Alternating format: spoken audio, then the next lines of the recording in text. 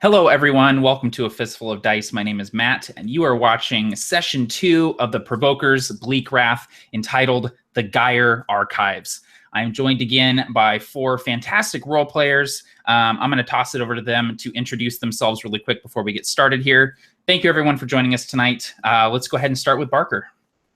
Hello, everybody. My name is Barker, and today I'm going to be playing Holly Rast, a level 2 version of her human fighter character, expert in crossbow archery. And thank you very much for joining us. Go Hawks. Mike, go ahead. Hello, everyone. I'm Mike the Piper, and I am going to be playing Edric Meadows, everyone's favorite version of a medieval Gomer Pyle. Very excited to be involved in this again, and let's see what horrible things happen to him. Let's do this. Nate, go ahead, buddy. Yeah, hi everybody. My name is Nate from WASD 20, and tonight I am playing, once again, Sander Dinara, who is a halfling monk from Sonnegeist with a quarterstaff and 70 pounds of force flung around. And look at that art. Look at that that art on that overlay. That's great. Yeah. I love that. Thanks to John Pintar for that. Yes, absolutely. All right, Tim, go ahead. Hey guys, I'm Tim with Tabletop Terrors. I am one half of Tabletop Terrors. And yeah, check out the channel if you guys are interested in just goofing off and having fun and being inspired. Give it a shot. It's Tabletop Terrors, and you know, we're always looking for new people to annoy.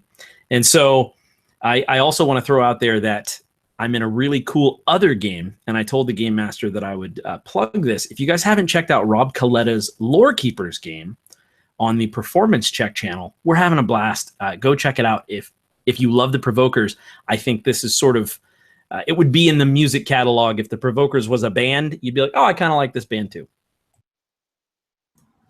I love the Lore Keepers, man. Definitely go check it out. Two things I want to mention before we get started here is BrigadeCon. If you go to brigadecon.org right now, registration is open for players. So if you're interested in participating in some of the awesome live events that are happening at BrigadeCon this year, you can go to brigadecon.org right now and sign up. For those of you who are unaware, BrigadeCon is an annual online convention, totally free, that the RPG Brigade puts on every year. And it's games, panels, giveaways, and all of it is to raise money for Child's Play, which is an amazing charity that provides games and books and stuff to kids who are stuck in hospitals. So go to brigadecon.org, check it out. If you see a game that you like, hopefully there's some seats still open, so go check it out. The other thing I wanted to mention really quickly is that in this campaign of the Provokers, we're doing this thing called Twists of Fate, which is basically a way for you guys, the viewers, to get involved and vote on different things that might happen to these characters. So this is inspired a lot by the Tides of Change role-playing game club on Facebook, which is an awesome Star Wars community there. The way that you can get involved is if you go to Facebook and like A Fistful of Dice on Facebook. That's where I usually post this stuff. I also post it in the Absolute Tabletop group on Facebook as well. So keep an eye out for that kind of stuff. I usually try to post them a couple of weeks before the session, and then the Friday before the session is the last day to vote. So we had over 200 people vote this time, which is amazing. I think the final number was 206 people voted on what was going to happen in tonight's session. So definitely get involved if you want to. So without further ado, Provokers, Bleakwrath, Session 2, The Gyre Archives. We open on a Spartan, unadorned stone chamber.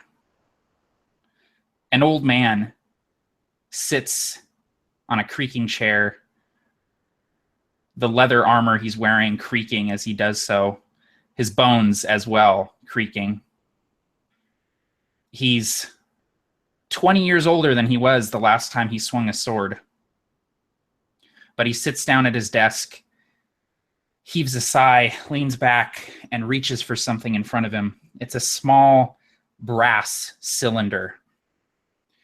He twists a knob on one end and unfurls it, and a shimmery, translucent scroll emerges from this cylinder in front of him, sort of iridescent, shimmering slightly. He takes a breath and begins to speak, and as he does so, his words are scrawled. To Gyre Kettle, Justicar of the Convocation of Eros. Today was Accordance Day, Gyre. An unfortunate holiday indeed for such dark tidings as these. The Gavalt here, drudges they're called derogatively, have reached a desperate point of no return. A young man named Casimir Strongsong orchestrated an attack in Accordance Square. Whether he is related to the late Una Strongsong, I cannot be sure. But he seemed hell-bent on destruction and chaos. A dozen blood god were killed. 15 more were put in the hospital. Close to 50 innocent bystanders were injured as well. He wielded dark magic. Raw, unchecked, bleak energy. Were it not for the actions of 4 unlikely young heroes, well, the death toll may have been much higher. They stood against Casimir, these 4. Strangers they were, drawn together to a common plight, spurred to action by the inexorable need to help. Sounds a bit familiar, doesn't it? There's one called Sander. He's an odd little fellow, hails from a desert tribe he refers to as the Unscorched. He's hiding something, Gyre, though his countenance is kind and serene. He's here in Falhast for a purpose. What that purpose is remains to be seen. Oh, and the one named Edric, younger than I was when I joined the Convocation, barely more than a boy. He's grown up hearing the stories of the Provokers and seems to idolize them. He even knew who I was. Imagine that. Never has a 17-year-old been so excited to meet an old, worn-out cripple. But his heart is noble and true, and he's eager to please. He spilled blood for the first time today. Let's hope that nobility holds firm through whatever darkness lies ahead for him. There's a third, a hesitant sort. Christoph, he calls himself. I mark him as a man of the north. He wears Torlin garb, but doesn't strike me as one of them. No, there's something else there. He wields minor magic and understands that something is amiss with the Bleak, or at least he senses it, whether he's aware of it or not. This one intrigues me. I'll be keeping a close eye on him. And finally, Holly. Yes, that Holly. She's grown jaded, Gyre, cynical. She's been fighting and killing for Falhast since she was 13 years old. That's a heavy burden for one so young. I don't think she trusts me. Why would she? She has no room in her heart for the Provokers. She understands that war wasn't glory and heroism. It was blood and fire. It was death and dismay. Maybe I misspoke. She's not cynical. She just understands, as you and I understand. Task has assigned the 4 of them to track down this Casimir. I will guide them, but keep my distance. I know it is not my place. This all feels very familiar, Gyre. Until my next missive, be well. Emery Suresteel, Falhastian liaison to the Convocation of Eros. And with that, he winds up this brass scroll and tucks it onto the leg of a large brown-feathered bird and sends the Herald Falcon off to deliver the message. Oh, and Mike dropped. Mike dropped. I see what you did there.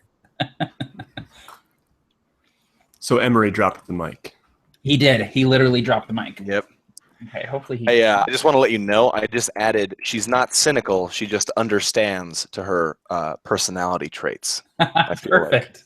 That I'm was glad perfect. that you like that. God, that was perfect. I took a little note from Barker there and did a more interactive recap. I liked it, man. That was great. Like the letter. Oh, that was very cool. Yeah, it was. All right. So He was just like, you know what? I can't play in this game anymore. Sick of these guys. I hate these guys. Well, we've been having storms this weekend on the West Coast, so hopefully his power is okay. Like, I'm just so tired of looking at that Tim's face. Just his face. I don't know why I unmuted to wave, but I'm a smart guy. Okay, cool. He said he's coming back in. Awesome. I guess he didn't stop loving us. No, he's playing in a Star Wars game at the same time. Yeah. You know what? If anyone could do it, it would be Michael Sham. He's got Overwatch going on over here. He's just like, oh, man. He's like, play the game? Deeping. He ulted. Every time he ults, it shuts down the Google Hangout because it's just too much bandwidth. That's not how it works. That's not how it works. Yes, it is. It is. That's how it works. Play of the Bleak. So here's what we'll do while Mike gets back in. The three of you are sitting on cots in the barracks of the Crimson Tower. You're not sure where Edric is, but you can assume that maybe he got up before you and went off to go speak with his superior. Task had given him a writ, basically, asking for permission for him to put his duties to Aldemir on hold in order to serve as a deputy in Falhast. So the three of you wake up in this somewhat crowded barracks. It's free room and board, and a meal as well as part of being deputies. But the cots are not the most comfortable.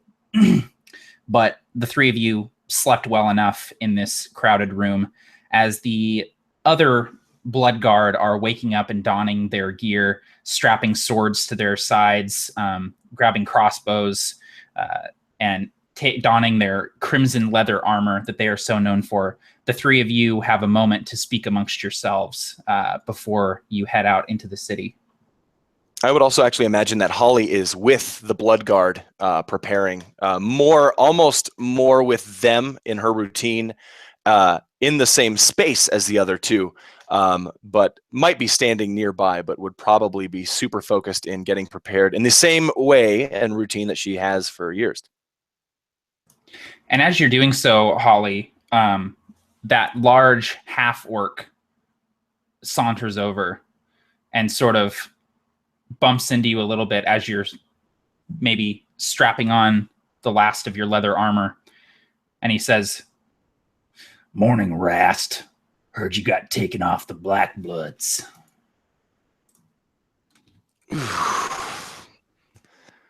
Clean your teeth.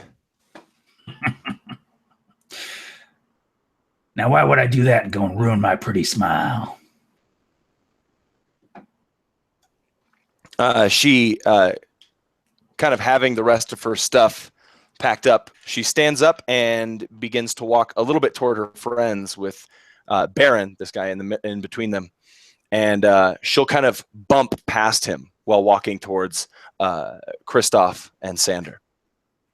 She won't say a word.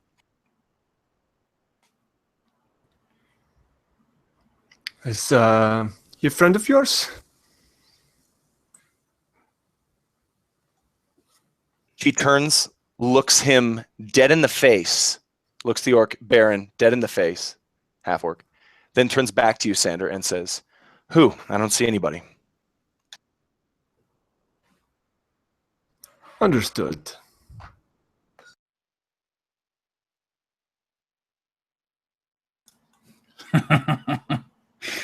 Silent treatment. I see how it is. Well, ignoring me ain't gonna make me go away, Rast. Only a matter of time till you get so far down demoted you're back in the kitchens. Ain't nothing your little deputy friends can do anything about it.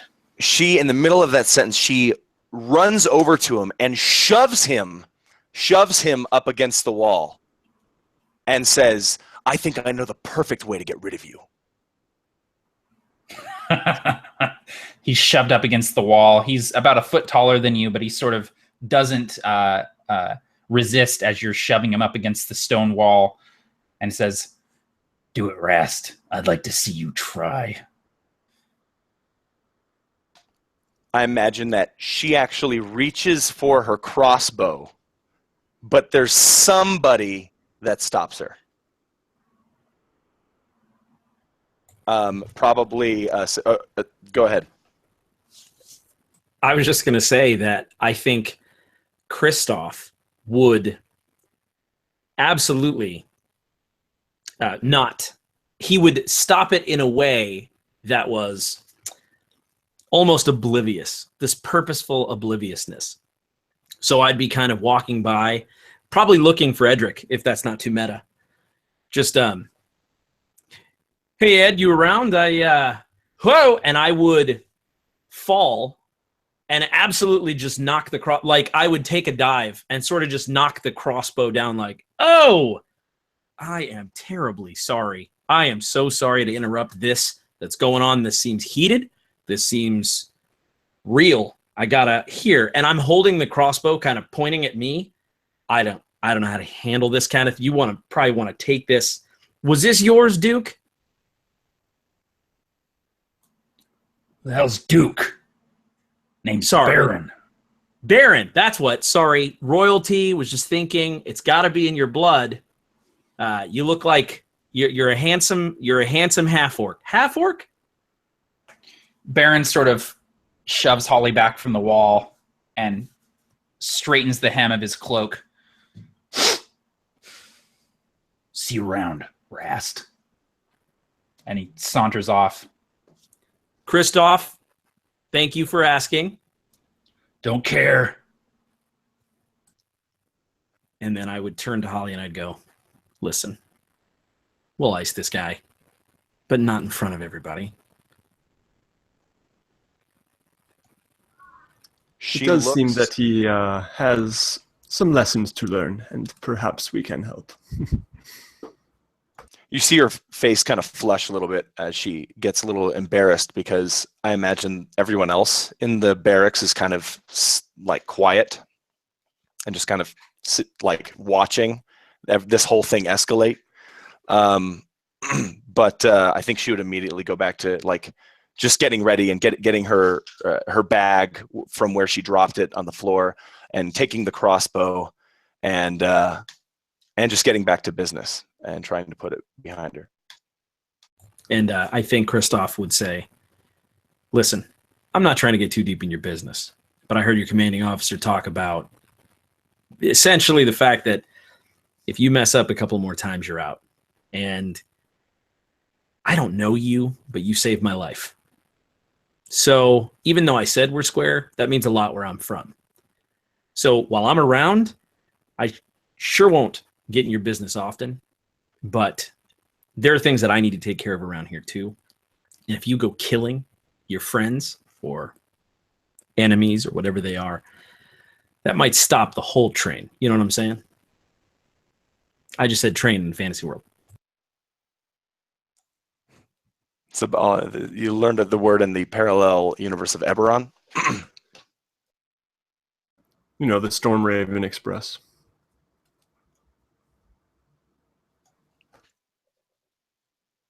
Are you carrying like a bag of those items, Kristoff?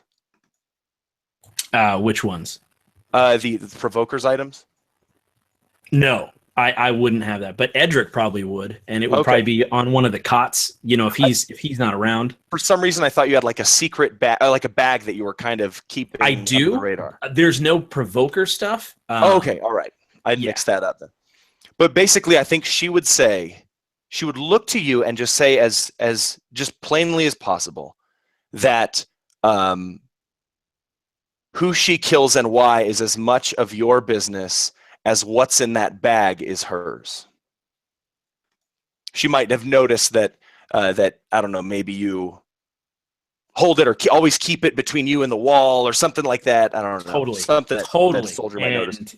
No, and that is true. The bag is inordinately watched, especially for a scruffy old like sort of duffel or like sack. He got me in the chat. So Kristoff would sort of say, so you're not just a trigger. You're more than just that crossbow. You got eyes, you're perceptive. That means we'll probably stay alive longer. And he slings the bag a little closer. So I'm hungry. Is anybody else up for a little bite to eat, perhaps? I am. Holly says, and she'll look to Sander and Kristoff. Actually, no, she'll look to Kristoff and say, "Where did you find that kid?" He was just around. He sort of found me, which is ironic because now I can't find him. Is the food free around here? She says, "Today, yes."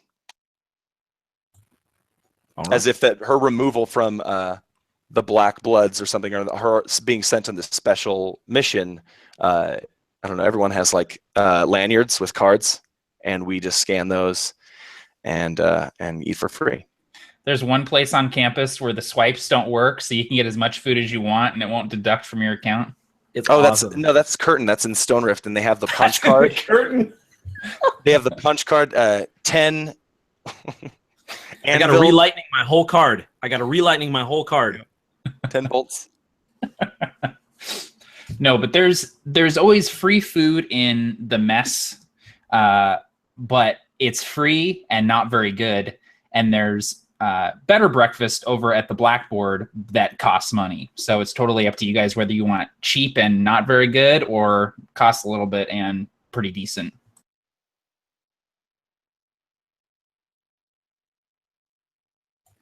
Lead the way, Rast. I think Rast would go to decent food. That's what she would do. So the three of you head to the Blackboard, that tavern that you went to last time, the four of you. And it's a lot less rowdy in there this morning. It's mostly Bloodguard getting off of their night shift or Bloodguard eating breakfast before they go on their day shift.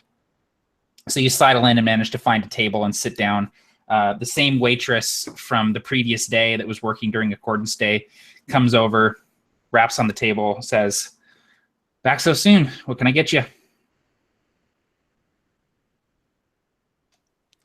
She will nod to where the food is and just kind of say, 3 of us, but we're expecting 4. Right, yeah, your young friend. Sure, I'll get 4 plates ready for you. She wanders off. You also notice, Holly, that Keenra is in the same exact spot, still sitting there huddled up in his cloak. And he's just sort of, you kind of see that it looks like he's maybe asleep. His head is sort of nodding downwards.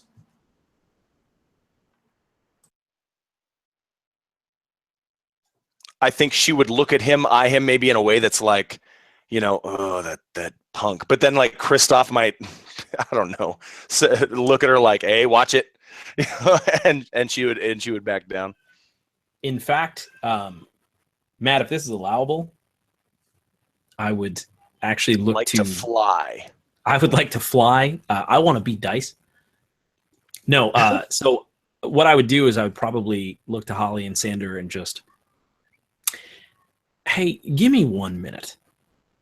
And I would walk over to Keenra. And my intention would be to scrape the chair so that it wakes him up. That was a good chair sound. Thanks, man. That's my Matt Click. That's my Matt Click chair drag from the Cthulhu game. I've been practicing it. He was practicing it in front of the mirror, ironically, because he doesn't need the mirror. And I would try to just sort of sit down if he would. Yeah, when you scrape the chair, he sort of jerks and you see his one golden eye sort of blink and look at you.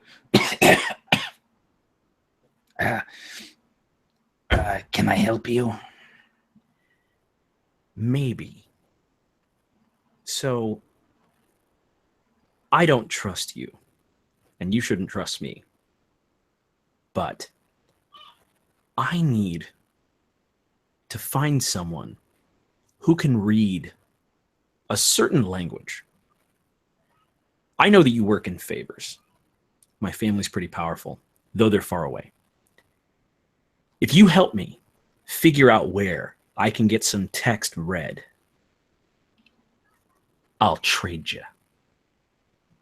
That's how you work, right?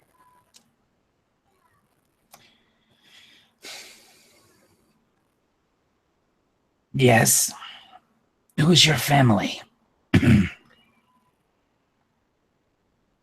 And sort of pulling an actual Guardians of the Galaxy Star-Lord. He does the Storm Raven.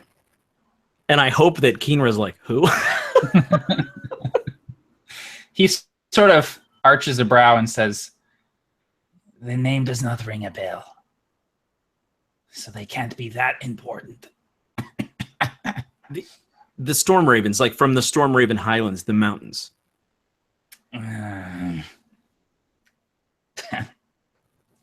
We're big in our side of the world. Right. Uh-huh. What are you offering me specifically? You're going to have to elaborate a bit before I agree to anything. Actually, no. I have an offer for you. You're traveling with a halfling. One from the desert. Sure, yeah. I tried to stop him on his way in. Not sure if he told you that. He's carrying something. Something very, very important. If you can convince him to give it to me, then maybe I can look at your little translation project. Okay. So I have to talk him into giving you something that's valuable. If I do He'll that. know what it is. All right. I think I can manage something like that. I'll work on it. Give me a day. Take all the time you need.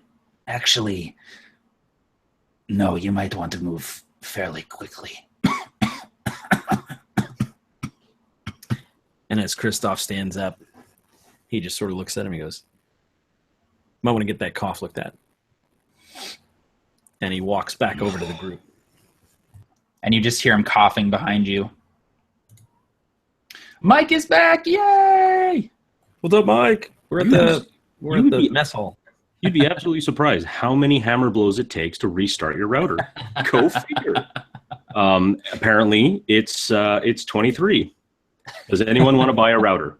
It's mostly intact. Gently used. No, man, we've been doing some pre-role play, man. We're in the mess hall making deals with Keenra and writing checks. Oh, cool. So, Edric, you set off early in the morning to go have a talk with your commanding officer. You spent the night in the barracks of the Crimson Guard with the rest of your friends, but decided that you wanted to take care of this as soon as possible. You have a small piece of parchment that Task signed for you that basically requests permission for you to be able to stay in Falhast and serve as a deputy, essentially putting your duties on hold as a Aldemiri guardsman. So you set out and you found your commanding officer in the inn that he said he would be in. You enter. He's sitting at a table, digging into some sausage and potatoes, and he sort of nods as he sees you and beckons you over. As I begin to walk over, I'm just almost subconsciously checking over myself, making sure that my armor is clean, is my hauberk, even though the tunic that kind of just covers over it is a bit stained. I'm still trying to wipe, small spots of blood away from it. As I walk I walk up, give the kind of standard salute, slam my pole arm on the ground, stand to attention. Sir, hello, sir. I have a writ. It's from. I have a writ. They've asked me to stay here, and here, sir. He reaches out, takes the parchment from you, takes another bite of potato as he's looking at it. Private Meadows, you're Yes, sir. asking to at ease. You're asking to put your duties to Aldemir on hold so you can stay in Falhas and serve as a deputy here. Oh, well, sir. I was asked to, and I wouldn't want to show any bad faith between Aldemir and Falast. So it would be my duty, and it would be my honor to show the gentle nature and helping hand of Aldemir toward Falast, sir. Private Meadows, did you see what happened in the courtyard yesterday? This is a city in shambles. Unrest throughout the city. Violence, burglaries, vandalism. Well, I did, sir, and I was even a part of it. And, sir, I killed a man yesterday. Stabbed him right through the neck. He was one of them big Gavalt fellers. He was coming right at me, and Mr. Christoph. Mr. Christoph is a new friend of mine that I have met, and he was trying to kill me, and I didn't think about it, sir. I just held out my poleaxe and I stabbed him right through the neck. And I understand violence. I don't like it, but I understand it, and I understand that there's a need for it when the time is right. And well, I just think that it would be important for me to stay here and do what's right. Do what's right for Aldemir, do what's right for Falast. And well, I'd be honored if you'd approve my request, sir.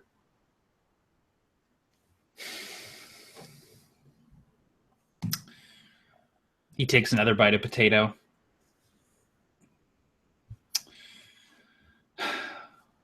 Meadows, you're a good man. I'm inclined to say no. We need all the men we can get. Things are changing. Aldemir is strong only for the men and women who serve in its ranks. I can't, in good conscience, readily give up a good soldier. But that said, you feel you can do some good here. I do, sir. I do, and I would do Aldemir right proper honor doing it. I'll show everyone that the strength of Aldemir is not just in our backs with our oars or in our arms with our fishing poles and nets and bait and tackle. It's in our strength of will and our strength of honor. And I kind of slam the pole arm or the poleaxe onto the ground, making a very audible thump against the inn floor. All right. He reaches into his satchel at his side, pulls out a small quill. I expect a Herald Falcon every week with updates about what's happening. Keep me informed. And I expect you back by the turn of the season in Aldemir. Understand? Yes, sir. You'll not be disappointed, sir. I'm not paying you. You understand that too. You're not serving as a guardsman anymore, so I'm not paying you a guardsman's salary. You'll have to make do with what you get as a deputy. I understand that as well, sir. He hands out the writ, now with his signature on it. And I will take it and kind of hold it tight to my chest. Thank you, sir. I'll do you proud, sir. Wear those colors and bear that poleaxe with all the honor that Aldemir's given you. Yes, sir. And I'll turn around smartly and march right out of the inn. Probably much to the other patrons' kind of like confusion. And as you leave, your commanding officer just sort of shakes his head and continues digging into his potatoes and says, I do believe that's probably the last time I'll ever see that kid, and continues eating. You arrive at the Blackboard Tavern, Edric, just as Kristoff is sitting down from having spoken with Keenra. So as soon as I walk into the tavern, kind of looking around to see if I can see them, and noting Mr. Kristoff, he's sitting down. I just go like kind of trottling over. Hello. You'll never guess what happened. You approved my writ to go. So it looks like I get to be a deputy of Falhast. I'm so excited. This is wonderful. Right in front of him. Oh, sorry. No, you go first. Oh, I forgot you had to ask your dad permission. Well, no, he's not my dad. My dad's a farmer, but he is my commanding officer, and he said yes, and it's just wonderful. Don't worry, Mr. Kristoff. I'll protect you, and you can still sleep in my tent if you go and need to. Right in front of his face, right in front of Edric, she looks to Kristoff and says, he's going to die. Like, almost as if she doesn't realize that what she said is anything wrong, but it kind of like matter-of-factly, like he's going to get himself killed. He's too young for this. And that bites Kristoff in the ear like a pulling sensation as he's sort of listening to how excited Ed is, because Kristoff knows deep down that he was thinking it too. And when Holly said it out loud, he feels guilty that half of him agrees with her and tries to hide it from Edric's face. Well, I think this is a cause for celebration. Maybe I can get a bit of mead and we can sit down and talk about our big plan and what we're going to do. Maybe we can do, like the one time that Erenoth Sergeant, when he was fighting in the Shade Vale, and he came up and then he saw the love of his life, the Mistress Elmira, she was stabbed by Brokejaw, and it was terrible. But a lot of people don't know that they were actually lovers. They always put on this big show that they were rivals and whatnot. But it'll be just like that. It's just going to be so exciting. This will be wonderful. Where's that nice young lady? I wouldn't mind ordering a round of drinks for everyone. Erenoth, hold on. Erenoth was the one with the he freezes the bread or whatever it is. No, that was Dice, says Holly. Yes, Dice. Oh, yeah, he was pretty amazing. No one ever really knew what his whole purpose was and what drove him. They say that he talked to the Provokers about it, but I mean, he never really spoke about it. So he was always known as the mysterious art mage, Dice Ellington. And he was able to freeze and do powerful things. It was pretty amazing. But Erenoth, no, he was an elf of the Shade Vale. Oh, he was powerful. He had a sword, Whisper Wind. And when he'd draw it out, it would say that the wind itself would bow its head in fear and submission. He was not to be trifled with. That's true. These are very nice stories indeed, but don't you think it's a little early for mead? Well, tell you the truth, no, I think it's a great time for mead, and I think this is a great opportunity. I don't have to worry about no commanding officers or sergeants or anyone else kind of lording over me, telling me, no, you can't have that. No, this is my time. And you know what? Maybe we will have mead for breakfast and maybe some nice bacon burnt black and some nice rye bread and some nice delicious pads of butter. Oh, that would be lovely. Well, I'm glad that you have things worked out, Edric. It is good that you will be with us. Oh, me too. What about you, Mr. Sander? I mean, I bet you're really excited to get on your way and do your things as well. We can help you. Whatever it is you got to do. Certainly. And I was just going to mention that I I do have a little errand to run before we depart for wherever we're departing for. I must stop by the archives, the Gyre Archives. If you all want to come with me at some point, that would be fine. Or I could run this errand alone. Either way.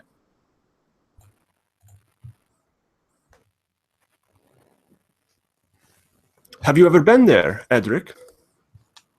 No, this is even my first time to Falhast, but I'd love to see it. What are in these archives? Oh, all kinds of things. Relics and artifacts and mostly records, really. But it is a wonderful place with wonderful people. Oh, well, not gonna lie, I've never been very good at reading. But if they've got some pretty interesting stuff like a convoker's sword or maybe even griffin feathers, well, let's hurry up and eat our breakfast and then we can go. That sounds like a good plan. And I kind of look at Holly and Kristoff as well and kind of nod to them like, huh? And when Edric says that he's never been very good at reading, it sort of sparks just a thought in Kristoff's mind. And so, Nate, let me ask you, with Sander, the pack in his character portrait, or what are there? Is it very clear and evident where that is? Is it on his back? Does he have it next to him at the bar? Where would his items be? Yeah, so I imagine that he would probably have it next to him, probably with his quarterstaff kind of sticking through one of the straps, and he's holding onto his quarterstaff, and it's just on the ground next to him. Totally. And it's a big bedroll with like a pack underneath it, a smaller pack underneath it. Totally. And Kristoff is not in any way trying to take anything, but he's trying to get a closer look without it being obvious or suspicious. So Matt, what I want to do is spill my mead toward Sander just to sort of like eyeball his pack. I'm not trying to get in there or touch it. I'm just casing the joint. Are there any odd shapes? Is there anything kind of poking out? Anything that I can kind of see based on what Keenra said? So you're trying to do this without it being obvious, right? Yeah, totally. So I would say either a stealth or deception roll that is going to be opposed by Sander's perception. Okay, great. You mean I have to roll dice? Got him. Nate. Forgot about that minor detail. Fortunately, they were close. Nate, that is where I went. When I was just BRB, I left my dice across the room on the shelf. And I was like, I'm going to need these. Yeah. So how about this? I'll put my my number in the chat, and then Matt, you can narrate it so that the viewers don't know if I succeeded or failed.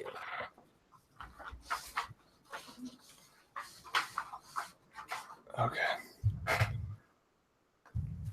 So Matt, you said perception for me? Yes, please. Again, I want to make it clear that it's just looking. I'm not trying to poke around or grab anything or touch it. Totally. So you knock over your mead and probably, I imagine, you kneel down to try and clean up the mess or whatever. And as you do so, Sanders sort of keeps looking in the other direction, and you're able to sort of look his pack over from a little bit of a distance, but you're close enough where you can see things poking out of it and stuff. So what would he notice just with a casual, like 2-second, 3-second glance, Sander?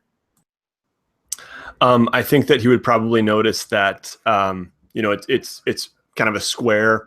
There are several pockets, and there is a noticeable bulge on one side of the pack. That's just like something kind of sticking out, definitely.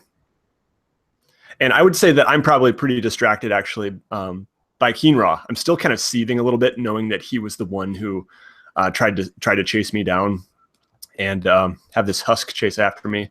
And so I'm just kind of giving him the stink eye, but then kind of catching myself doing it and just taking deep, calming breaths to regain my composure here and there. And Kristoff would sort of, I'm so sorry, guys. It's too early. sort of cleaning up the meat and just getting back up to the bar stool as though nothing happened.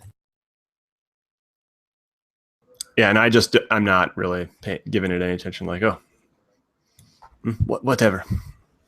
I would grab anything I could and start like kind of mopping it up, helping to clean up.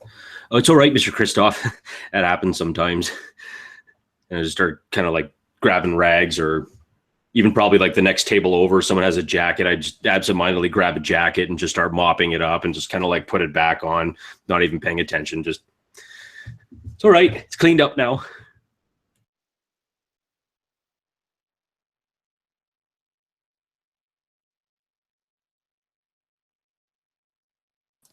So, do the four of you head off to the Gyre Archives along with Sander to run his errand?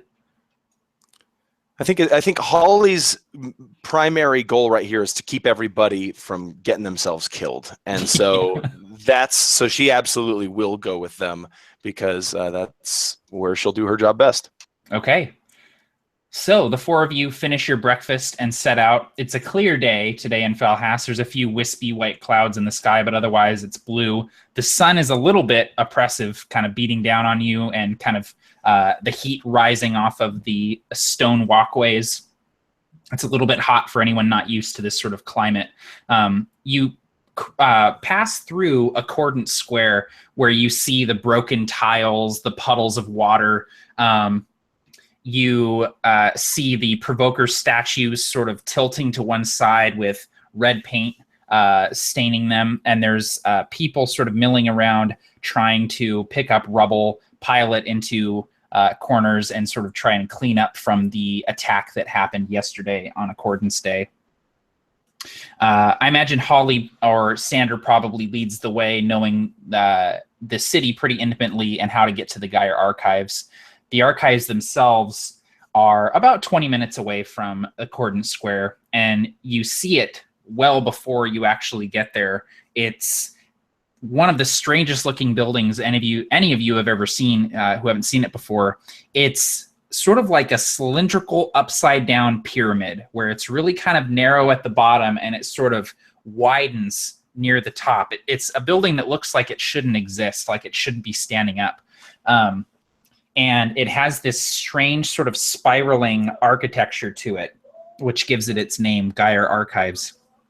But you approach the archives and step inside the heavy doors, and you are greeted by this grand entranceway and a spiraling staircase that spirals up and up and up, and you can see just floors and floors and floors rising up above you, shelves of books, display cases, scrolls, tapestries, just everything. And the ceilings are so high that every footstep, every breath just echoes and just reverbs throughout this entire room, bouncing off of the walls. And you notice that there's quite a few blood guards standing around in here. And there's some like rubble on the ground, and you see a couple of bodies laying there with cloths thrown over them. As you enter, one of the blood guards sort of holds up their hand. What are you doing here, Rast? I'm just following these people around. What's this? There was a break-in last night. A few items were stolen from the relic section. We're just here holding down the fort. From the relics? Aren't there wards there? Well, yeah, that's that's why we're here. We're not sure how they got in or how they stole things. Wow. They must have wanted it really bad.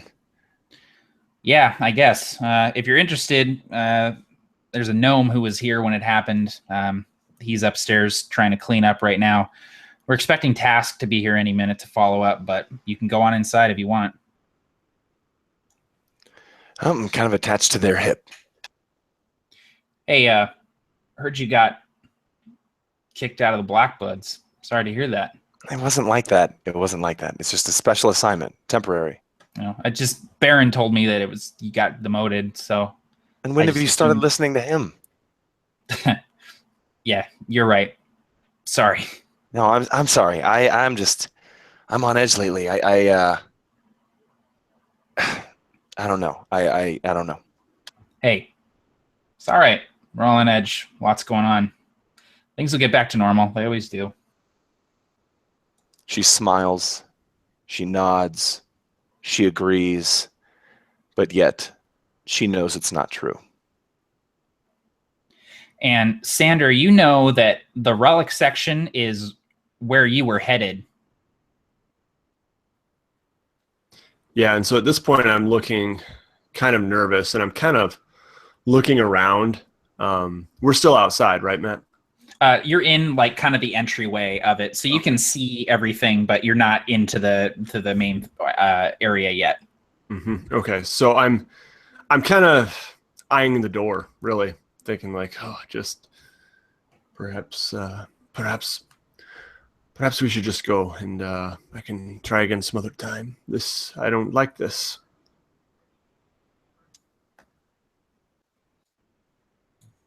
No, you have a quest to do.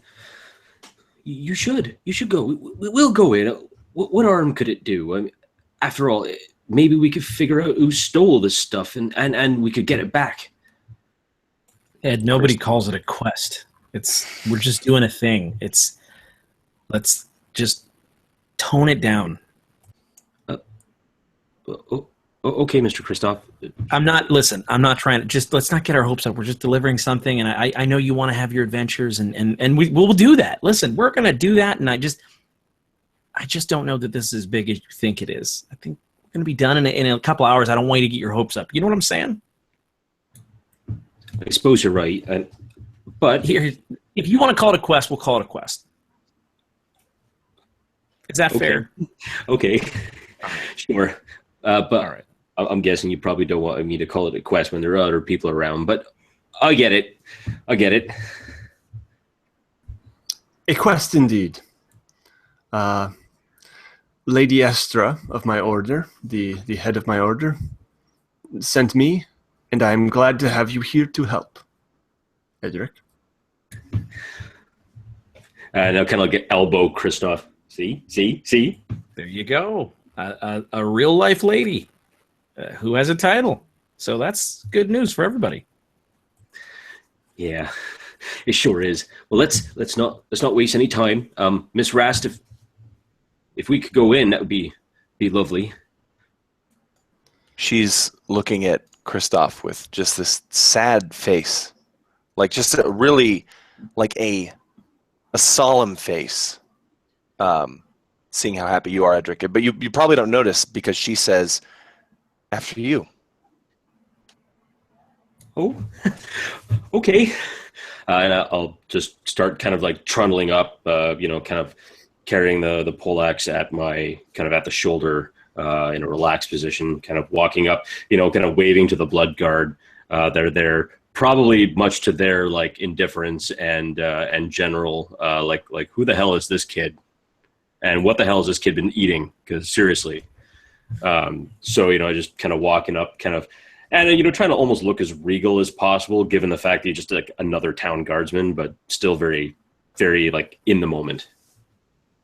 And as Rast has that solemn look, I think Kristoff would sort of just be like what? Like give her a look back, like what? And,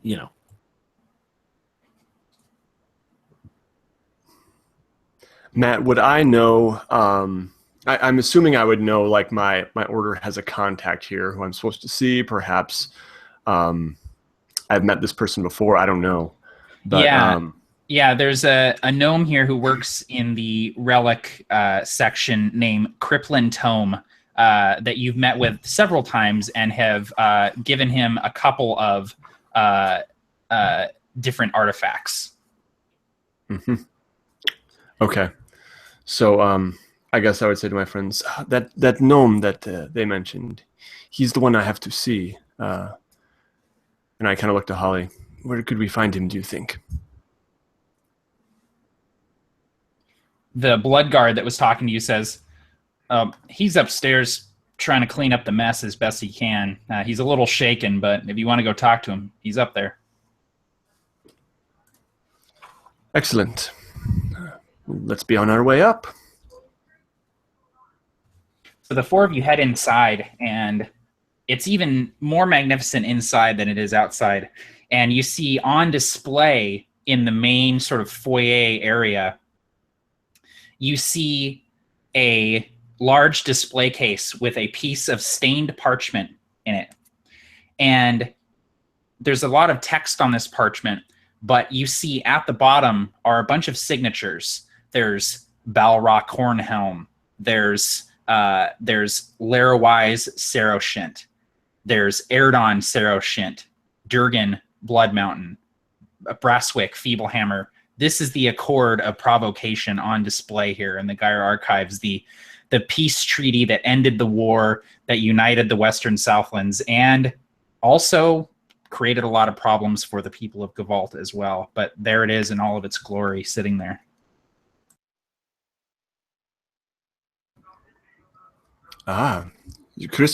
Edric, you might be very interested in this. This right here. What is it? Do you know what this is? Do you recognize these signatures? And I kind of just lean, like, probably almost at the hip, like right down. Mr. Sander, I'm not too good with reading. And my quarterstaff kind of points the right spot. I can't reach it myself, but my quarterstaff is about at his head level, right there, right in front of your nose. No, I understand. What you're, I'm not good with reading. I'm sorry. I understand. Sorry. Erdon Saroshint. Larawise Saroshint. Durgan Blood Mountain. Do you know what this is now? It's the Accordance. It's that's where they all signed it. That's right. Wow. Can you believe? A magnificent thing. Oh, they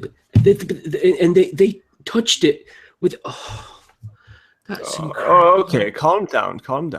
Right? Yeah. No. Yeah. It's all right. No, I'm fine. I'm fine. They touched it. Wow. I mean, I'm not going to touch it. I don't want to ruin it or nothing. But wow. I turn around to Kristoff and Holly, and I mouth, "Sorry."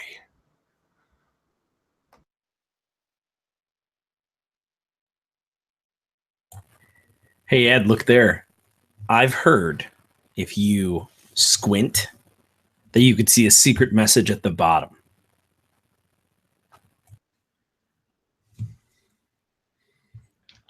Hang on a second. Really? Oh, hang on a minute. And I just kind of, so what happens when you roll a 3. Hang on a minute. And I just kind of get real close. And I can't see nothing, Mr. Kristoff. Just a lot of burnt edges. And this vellum isn't in very good shape. Though she tries to hide it, you might see Holly squint her eyes just subtly, just very slightly, just a little bit, and look at the paper, just in case. I don't see nothing, Mr. Kristoff. Can you point it out for me? And Sander just gives Kristoff just a little tap in the butt with his quarterstaff. Hey, keep looking. Maybe we'll find it. It might be one of those things where you got to step away for a little while and then come back with fresh eyes. Oh, maybe. Well, but this is not important right now. Although this is a revered piece of vellum, perhaps we should find out from this friend of yours, Mr. Sander, what's going on.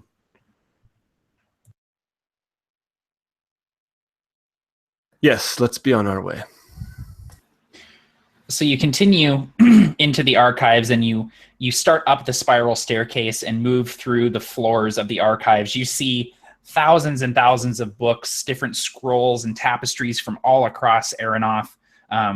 There are blood guards sort of patrolling everywhere, keeping an eye on things, and they nod to Holly as she passes by. You see some wondrous things. You see a stuffed owl bear sort of rearing back on its hind legs with its claws up, feathers sort of splaying out from its arms. You see a troll cutter, this ancient dwarven weapon that is enchanted with fire that the ancient dwarves used to hunt the trolls almost to extinction, and it's behind layers of glass and locked up with these ornate arcane locks. You see tapestries from the Kasrin Empire scorched on their edges, probably from the Great Scorching when that great empire fell. Probably of interest to Edric, there's a single arrow shattered in half, both pieces laid on a like velvet pillow that has green fletching, and there's a placard on the front that says an arrow of Erdon Saroshint, used at the Battle of Falhast. Yep, I'm running over there like a tourist. So Matt, this owlbear is in what sort of pose? Is it in the classic? Yeah, it's like the classic stuffed bear where it's like standing straight up with its claws up and its mouth, its beak is wide open. Totally. If you'll allow this, basically Christoph is looking at this taxidermy job, being very familiar with owlbears and sort of that kind of thing. He's specifically looking for cuts near the arms that would have been artificially sort of sliced to make the bear, look more menacing or taller or such and such like that. And I would look, if I can, what I'm trying to do is find, basically I want to be able to tell that this thing was probably killed in its sleep due to maybe a wound and where the wound is and so on, and that they basically just killed this thing while it was asleep and then stuffed it to look ferocious. Yeah, you can give me nature, medicine, anything like that. Ooh, nat 20. It looks like this thing, just based on the color, the hue of its feathers, and sort of its bone structure, you can tell that this owlbear probably just died of old age, and they found it before it was too far decayed and stuffed it. So no one even ever interacted with this owlbear. Oh my gosh. And that's sort of something that I am telling whoever's around the same way that one might explain something that they're very interested in to no one that cares. Like, just like, hey, look at this. And I don't know, who's around? Would it be Sander maybe? Sure, yeah, I think I would be around just kind of watching Edric run off. And I would just be like, look at this. You see this? Look at how What's that? weak. Well, look at the way that the musculature is and the bones. Look, this thing was like 100. The last time this thing reared up was probably before the Provokers were even around. This is ridiculous. Okay, yeah, interesting. Yeah, it's just, I mean, it matter to me because they're making it look raw, and it's so anyway, yeah. So that you know that, yeah. I am glad to have this knowledge. Good. Oh yeah, let's laugh at that. That was awesome. That was the best. I'm glad to have this knowledge. I'm saving that in my memory banks for when someone says something to me that I just don't care about. I am glad to have this knowledge, and you have to say it in that Nate Vanderzee Sander voice. Yep, exactly. That was like a Picard Data moment, or a Kirk Spock moment. It was, absolutely. I love that. And then Edric, you're running over to look at the arrow. Oh, definitely. I see a broken weapon. Oh, this is quite interesting. And then I can make out, like, I'm not completely illiterate, but I can make out a few words. So, I do see Erdon, at least, and I just automatically just like kind of not leaning my full weight, but just kind of leaning on the glass, kind of gently fogging it up as I'm just staring at it, in just awe.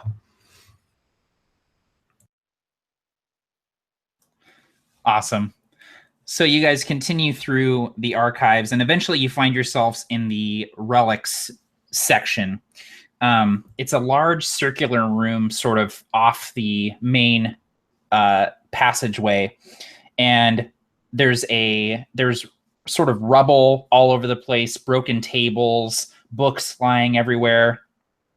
And inside the room, there's a single solitary figure, a small but somewhat broad-shouldered long-armed humanoid, sort of sifting through debris and sighing, heaving a large sigh as he's looking through the debris. Also within this room, you see a large stone archway just sort of sitting in the middle of the room. It looks like it's sort of like mortared granite, but it has these sort of runes scrawled into it. And it looks as though it's some sort of doorway, though there's no walls around it or anything. And this gnome just sort of sifting through the debris around it. And I would call out, Master Tom, Kriplin. What? Oh. He stands up, and you see that this gnome has gray hair sort of slicked back, and he's wearing white silk gloves and glasses with a bunch of different lenses of different colors. And as he looks up, a bunch of the lenses sort of flip away so he can look at you, and he says, "Oh, Sander, you've come at a very inopportune day, my friend." And he comes forward and grasps your hand in a firm handshake. It is good to see you. It is good to see you as well. Lady Estra has sent me. Perhaps we could walk. And I kind of motion for the others to stay there with my hand, and kind of nod to Kriplin to walk away with me a little. Oh, yes, of course. You will have to forgive me. We had a break-in last night. I heard it is disastrous. Some artifacts of great importance were taken. It is a dark day for the archives. Indeed it is. I'm terribly sorry to hear it, but bother you on such a day, but I am leaving soon, and Lady Estra wanted me to deliver something that we found in some ruins in Sonnegeist. As usual, but this one is not usual. And I start kind of open my pack, and as we're walking away, rifling around trying to find this thing. And say, I don't know if it will be safe here anymore, so perhaps I should just take it with me. But what is it? Something unusual, you said? Yeah. Yes, and I pull out a little ball of stone it's a sphere, and yet it's broken. And it looks kind of like this. See if I can show it at all. I was just sketching this as the game started. There we go. Oh, dude, that's awesome. Dude, that's rad. So it's basically, after I drew it, I was like, oh, so it's basically the Death Star. No, it's just got little markings that I would not be able to make out, and none of my order would be able to make it out either. And it's plain stone in all appearance, very smooth, but it's got these little markings that look a little bit greenish, and it's very unnaturally cold. And so it looks like it's got just a chunk or two out of it, just kind of ruined, but it's just unnaturally cold. Kriplin sort of reaches out with his gloved hands. May I? Absolutely. He takes it in his hands. Ooh, very cold. Indeed. This is unlike anything I have ever seen. These runes, they are not Kasrin, they are not draconic. Something else entirely. You said you found these in the ruins. That's right. We fended off some raiders from this particular ruins. They were elves. Elves. Mm-hmm. There is something about this. You can feel it too. I know you can. some sort of magic humming inside of the stone. It will not be safe here, Sander. I regretfully cannot take it. This is as I feared, but I am prepared to fulfill the task of keeping it safe for now. I'm afraid you must hold on to it a little longer, at least until we can figure out how they got inside. It was horrible. It was drudges. They broke inside. They were led by a large man. He had a scaly-looking hand with which he wielded dark magics. They blew open the wall, and they took all of the Ioun stones of Algrim Emberhand, great artifacts of Falhast and great items of magical power. They took all of them, all 7. You can see that Sander is just like deflated as he's hearing this, because his order, they pride themselves, the Order of the Unscorched, on bringing in these relics and making sure that they are safe and that they are not falling into the wrong hands. And so this is just, Sander is taking this personally. I know this man, and I put this orb or whatever back in my pack, and I motion for my friends to come over. And I say, the one from Accordance Square,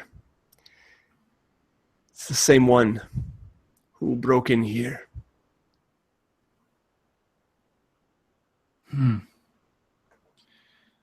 That is unfortunate.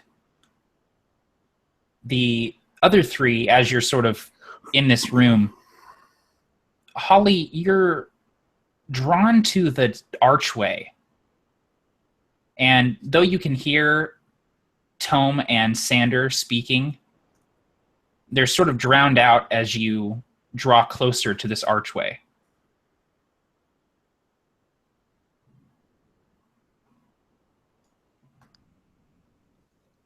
So Holly begins kind of stepping slowly closer and closer to the archway, because she feels like it's almost like there's somebody hiding behind it, and like she has these memories of her playing hide and go seek as a kid, and so she'd hear these whispers of little kids, right? But it's behind the archway, and so nothing can be there. But and maybe she thinks it's probably just the marketplace outside, but she can't stop hearing it, so she figures she might as well check. So she is slowly walking towards the arch. This orb, would this have been, because I know they stepped away, but I can't imagine they stepped out of sight entirely. Would Sander have pulled this orb from the spot where there was a bulge in his pack before?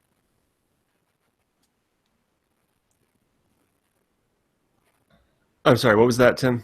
I was distracted, sorry. No, you're good. Would Sander have pulled that orb from the spot that had a specific noticeable bulge in the backpack before? Would that have... Yes, you would. I don't know if you would have been close enough to see, but yes, you might see that bulge is not maybe in the same spot anymore, right, or it's not there anymore. Yeah. Totally. I don't think I would see exactly what it was, but I think I would see your hand sort of deftly move back and then kind of back and forth working that same area and sort of glean like, okay, that's probably whatever he's showing him is probably the thing that I saw. Sorry, I was muted there. And if you want to, this would be kind of fun, if Matt's okay with it, we could make a sleight of hand versus perception check to see if you actually did maybe catch a glimpse of it. I'm down with that. Yeah, let's do it.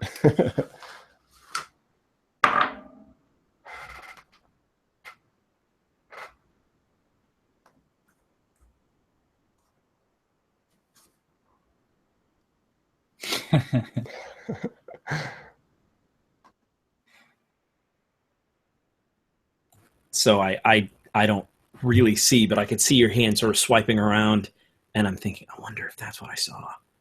And then in my head, I'm thinking, no, he's too smart for that. He wouldn't leave it right in his bag. Yeah, that's probably something else.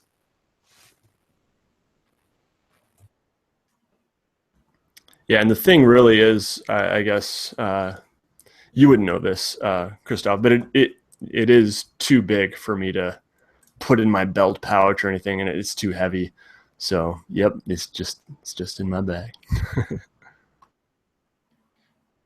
And Holly, you Yep. draw closer and closer to the doorway as your friends are moving away from you. You see Christoph kind of looking past the archway at Sander. And as you get closer to it, you hear whispering. You hear voices, many different voices,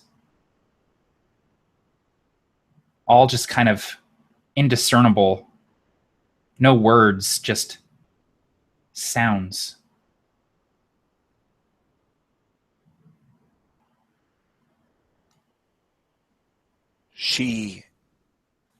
Everything kind of is slow motion. Even the voices around here kind of slow down a little bit as she attempts to hyper focus in on the voices that she's hearing through the arch. You do so. You move closer, and I imagine you maybe even brush up against the stone of this archway. And as you do so, all sound cuts out. All sound around you and the whispers that you're hearing cut out. It is hauntingly quiet. And then you hear a voice, very clear, very familiar, say, "The gate must stay shut. The gate must stay shut." And then you can hear normally again.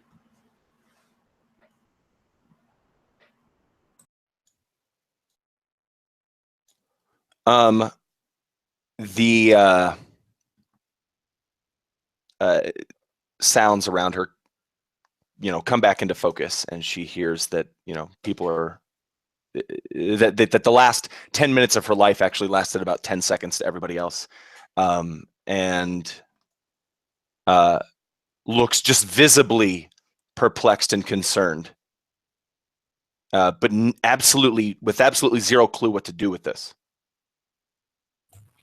And you see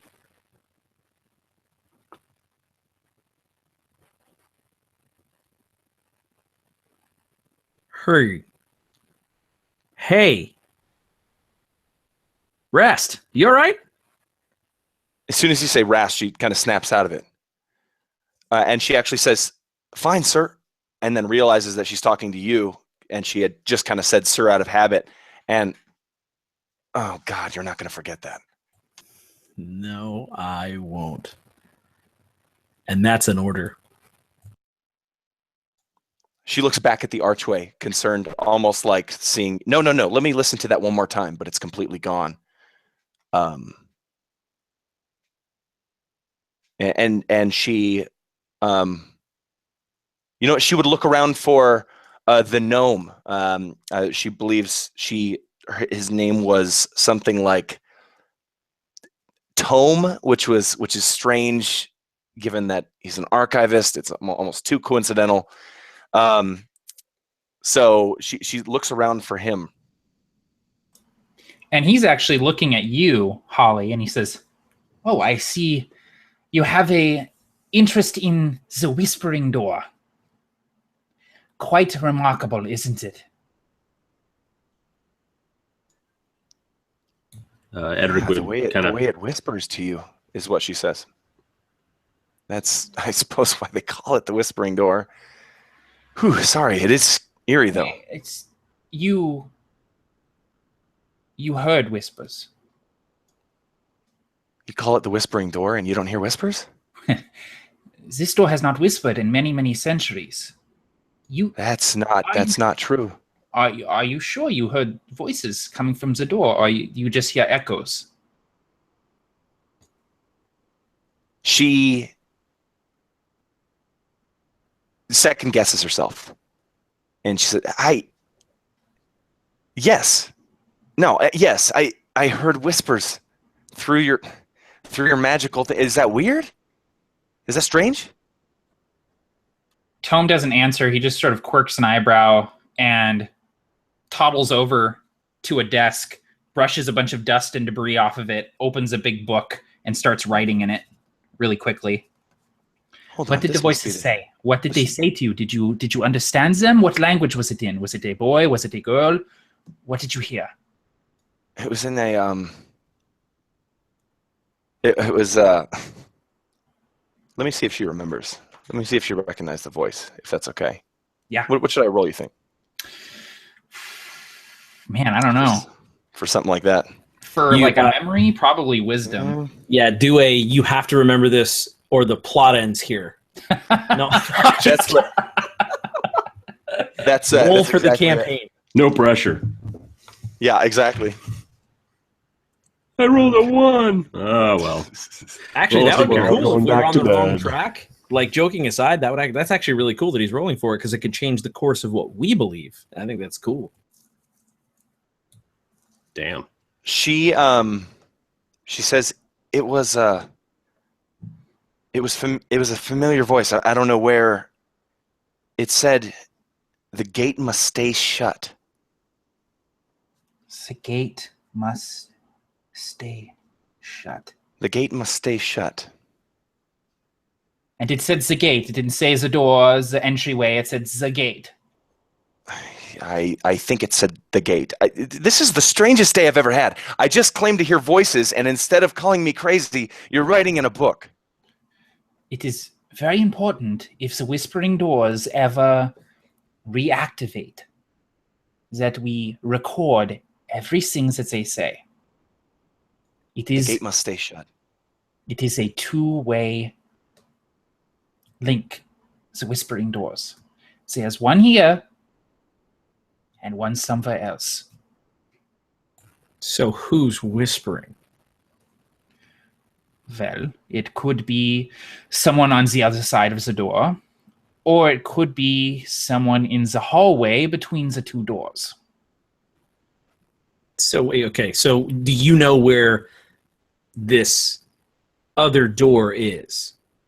The one on the other side of this is where? Where is that? Somewhere dangerous? Many believe the other door is in Talmor, for that is where the Cabal was located in the times of old, before the dismantlement at the hands of Algrim Emberhand. And as he says that name, his face kind of darkens as he remembers that the Ioun stones were stolen. Oh. Poor Emberhand. We will get your stones back. Do not worry. He begins writing again. Well, I mean, if this is a doorway, don't we just need someone who knows how to do magic, and then we could just walk through this door and into the next door? Mr. Christoph, you're a magicer, aren't you? I mean, couldn't you just, and then we could walk through the door? Hold on. She just said the door needs to say shut. Well, yeah, but maybe it's not this door. Maybe the other door's got to stay shut. But it's all right to walk through this one. Are you willing to risk that? I mean, first of all, the door's talking, so we'll put a pin in that for a second. I think we need to leave, because this isn't really what we signed up for. I mean, no offense, Mr. Tome. This sounds very cryptic, very foreboding. But Rast, I think you relayed the message. It's been recorded. Sander, is your business done here? I do believe it is, but I don't know. Listen, But- I'm just saying, I don't want to be caught here if something goes down. I don't want to be blamed for any of this. I'm an out-of-towner. You will not be blamed. I know that you are not to blame. This one here, she is a blood god. You can find the man who stole the Ioun stones. You can bring them back. They belong here. where it's safe. Who True. took? Go ahead, Sander. It is true. We should do what we can.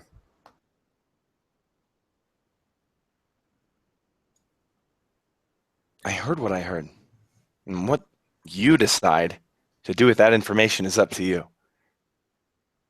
But I heard what I heard.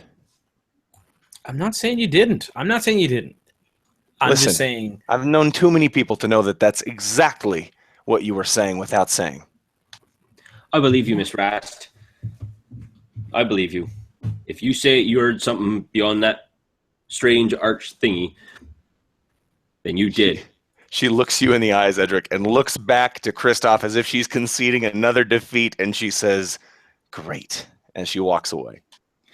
The gnome, too, looking up at you, Holly, with these super magnified eyes behind like a bunch of different lenses, says, "I believe you, too." Do you guys mind if I, just for 1 second, Tom, can I have a word with you just in private? It's something, I want to ask you something. Sure, of course, yes. So, here's the thing. You're thumbing through these books. You're a librarian of sorts. Is that right? Well, that's a vast oversimplification. But yes, I am an archivist here. Okay, so you know languages, you know script, you know how to read things. Is that right? Yes, I'm fluent in many, many languages. I can read many dead languages as well. Kasrin runes, draconic, things of that nature. I want you to look down with your eyes, but not your head. Okay? Okay. Okay? Do you Okay. see this book? Do you see this book? Look. Can you read this? He starts to look with his eyes, and then his head starts to follow. I don't know how to do that. I cannot not move my head. Like this. You're short. You're almost in front of it. Just feel take like your that's eyeball. more suspicious if I'm looking like that. That's weird. Look, man. Can you read this? Just look at it. And Kristoff kind of looks and turns. Can you He looks down with his head and adjusts his glasses. What is this? What book is this? This is a book that my brother wrote. And I need to read what it says. Because it's some of the last things he wrote. Oh. And I don't know how to read. He begins flipping through it. It is not in another language. This is a cipher. Each character corresponds to a character in the alphabet. Do you understand? So once you crack the cipher, it should be simple enough to translate it. So, where is the cipher key? I don't know, but I'll tell you this. And he sort of slams the book shut. I find your lizard hand. You help me crack this cipher. Yeah? Yes, absolutely. Yes, All right. That is a very fair trade. Perfect. Shake on it. He extends a white gloved hand. Shake on it. And Kristoff shakes. And then he turns around and he says, "All right, I'm in." And he walks back to the group. And I'm almost going to say, as you're walking back, I would try to explain to Holly about that time that my uncle, he heard voices too one time, but I mean, he was kicked in the head by a cow. But I don't really know if that was really the reason. But I mean, it could be because he was a magicer, but I don't really know. But it was the weirdest thing. He'd always just go around, mumble around saying, "Oh, that cow's out to get me again. Just you wait, just you wait." Sure enough, he was dead within a week. Cow fell on him. Passed out. Cow passed out, fell right on him. Dead. And Kristoff looks at Xander and says, "Maybe it was a magic cow." Maybe. But I doubt it, though. The cow was really old. But I mean, if you have 1,800 pounds and now dead beef falling on you, you're pretty much not going to get up from that one. Holly's face is just in pure shock, like she's waiting to be pinched out of a dream. But she also agrees to go. But before we do, she would stop and she would look to Cripplin Tome and she would say, he was from the wetlands. Whoever he was from the wetlands. He was from Talmor. I know that. Why would you say that? Accent? The lack of. It's the most boring accent in the world. Everybody knows it, and I'd recognize it anywhere. Talmor. I'm wearing it myself. Then maybe it is from the other door. Oh, and he keeps writing. And as you four turn to go, you almost run into another man. He is very tall and very lean and very bald. He's wearing strange, ornate-looking robes that have this gold trim, and they're sort of asymmetrical, longer on one side than they are on the other. He has his hands folded behind his back, and he has a very sharp face, these very fey-like features, these almond-shaped eyes, and these large, pointed ears. And you almost run right into him, Holly, as you turn to go, and he says, "Oh, excuse me." Does Holly recognize him? No, not at all.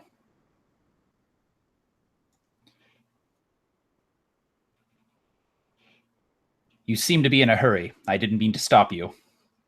Please. And he sort of steps aside and lets you go. And Holly will kind of, after a kind of a long moment, do so, walking past him. He sort of nods to everyone as they walk by. And you see that he has this kind of ghastly looking scar sort of on his neck, like right across his throat, that looks like it was healed kind of roughly. And he nods to everyone and then walks into the room and says, "Tome, good to see you, my friend. It appears as though you've had a break-in." And they begin talking with one another as you four leave.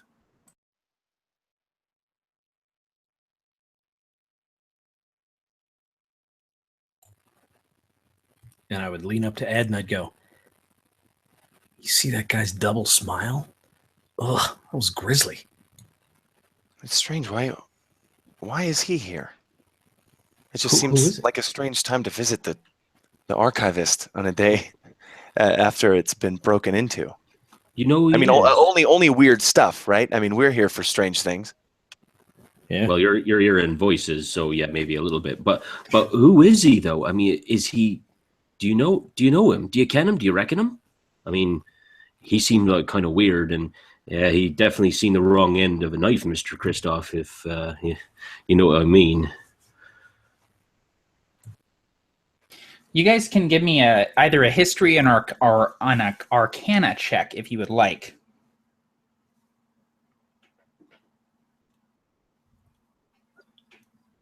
I think I'll do an Arcana check just because I think that Kristoff sort of his magic has been freshened in his mind. It's something he hasn't used for a while, and I think that it would sort of be in his mind. So that would be actually not bad. The mods. So Edric and Kristoff would both recognize the garb and the look of this guy as an elf of Haldrathine, who you may have never seen before, but you may have seen pictures of or heard of them before.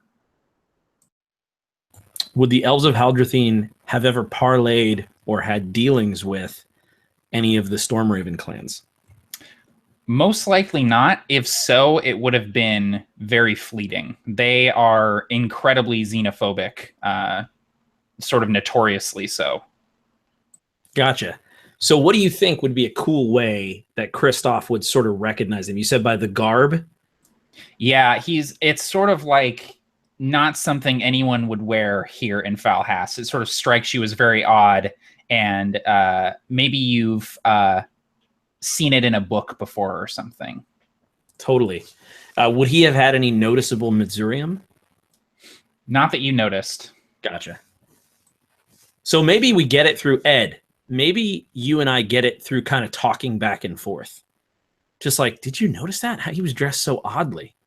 And kind of go back and forth. And I would think that Ed would be the one who would know that he was from Haldrathine. I don't think Kristoff would know that. It would be on the tip of his mind, and they would kind of talk through it, and then Ed would finally go, oh, yeah. Actually, it's weird. I mean, he's really tall, but the way he is, I remember. Well, you see, Aldemir used to be run by a noble lord. Apparently, he was, well, as back then we would say, he was an arsehole, but he was a terrible person who fancied himself to be this great poet and bard, but he would throw these big lavish parties. But while he would feed all of his guests, a simple farmer would not be allowed to pick his own crops and eat them. I mean, farmers were starving. I mean, it doesn't make any sense. Until one day, there was a missive from across the way. There was this queen that wished to marry into his noble family, and this noble, he couldn't resist the opportunity to do it. They said she was called the Queen of Fair Ope Isle. She came, and they were to be married. They had this great big lavish feast. And the next morning, the Lord and his brother and all of his family were dead, killed by this queen from a place that doesn't even exist. But she came out in this wig. She was wearing some sort of a wig. She pulled it off. There she was, bald as a newborn babe, tall pointed ears, which were covered by hair. She said, "You have been freed by the Haldrathine." And then she left, and that was it. We've been ruled by a council ever since, but it was always the weirdest thing. There's even a song made up about her, but it's just so odd. I mean, they're very graceful, I've heard. This was many, many years before I was even born, but they always talked about her beauty and how beautiful and terrible she was. To see one in the flesh it's unnerving. That makes sense. I forgot. The Haldrathine, it's the baldness, the pointing ears, of course. I've never seen one, but I've probably heard some of those songs. Not good to sing around the ladies, some of them. But they're tough. They got to be tough. The depth of that scar, I saw it up close. It was quick. But that would have killed me. It probably would have killed you, Ed.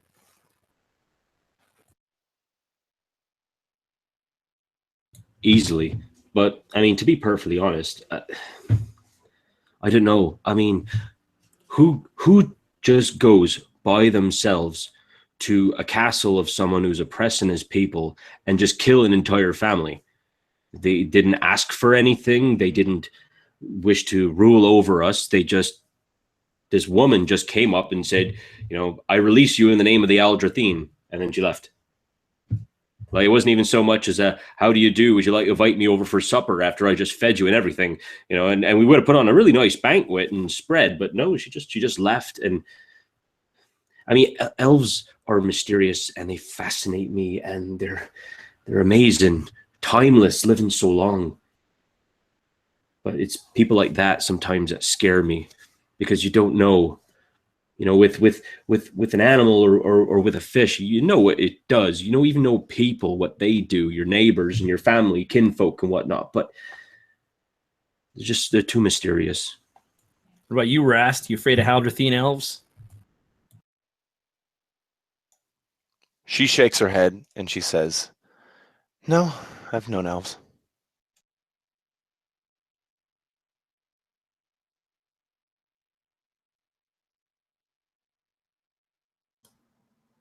I think that's a good time for a break.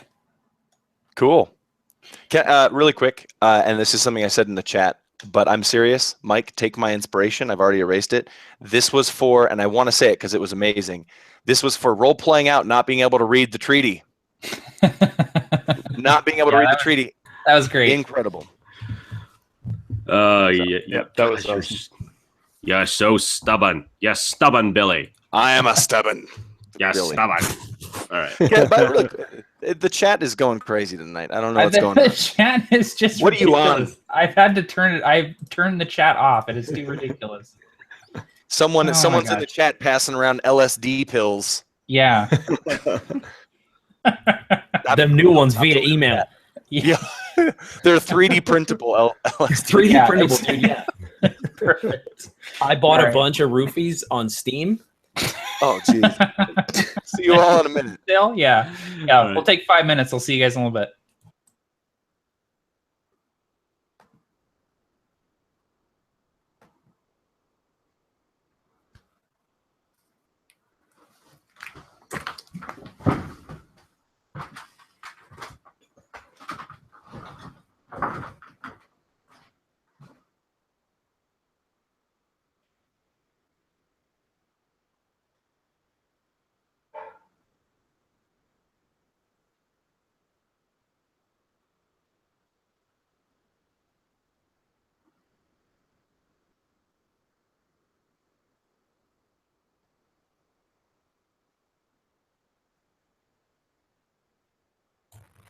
Coming this summer to a theater near you.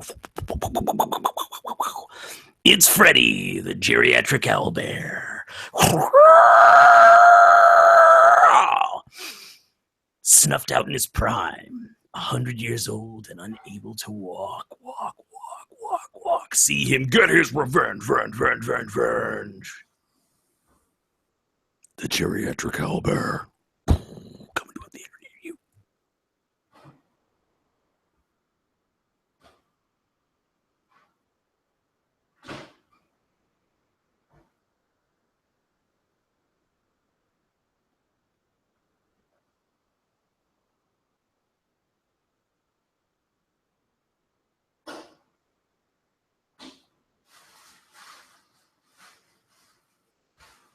Starring Nicolas Cage as the owlbear.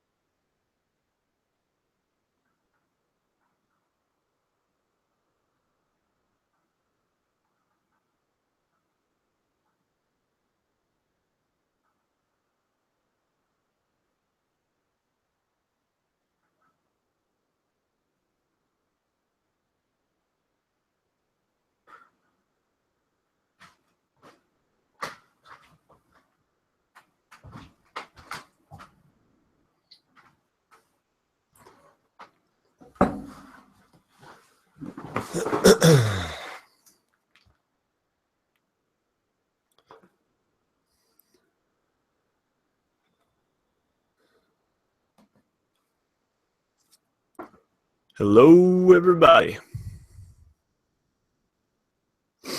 Thanks, everyone, for tuning in tonight.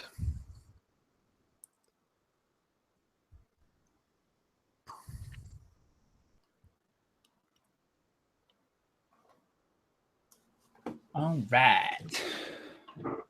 All right, all right.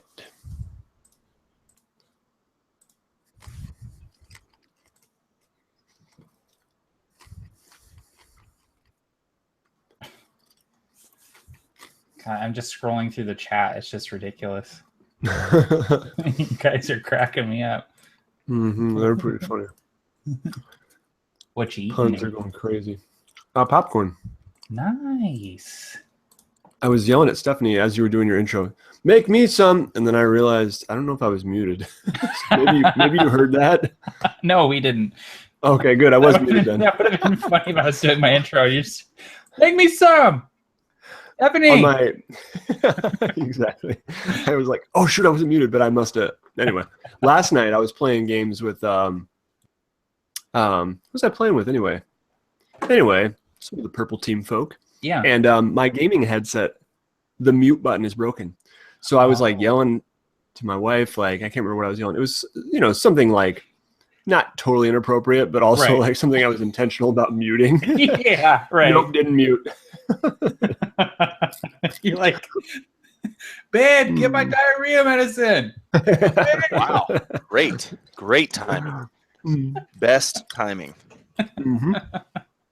It was the best. That's awesome. So I wanted to show you guys that I am using, along with my Holly character sheet, which I still take notes on.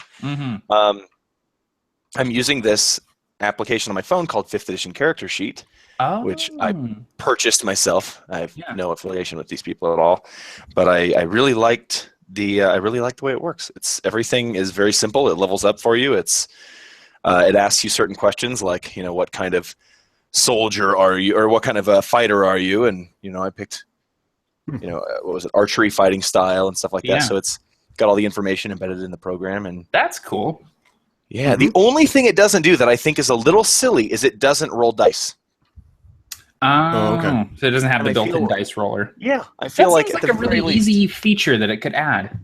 Yeah, for sure.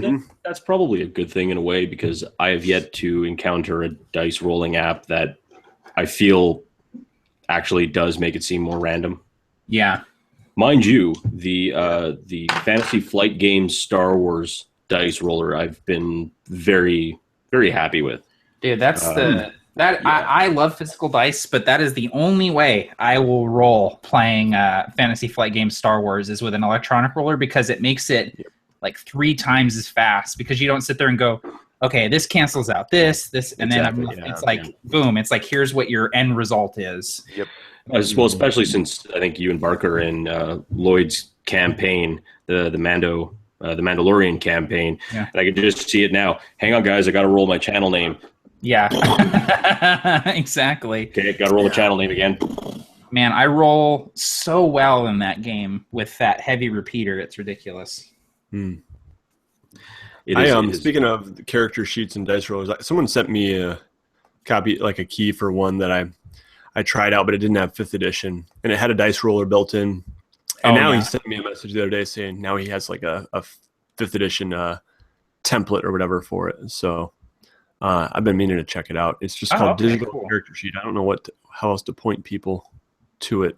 But I used that's a cool, like kind of old school RPG. It reminds me of Daggerfall. Oh, kind of like the look of it. I love that. I went back when I was playing Pathfinder. I used Hero Lab, which was awesome because it was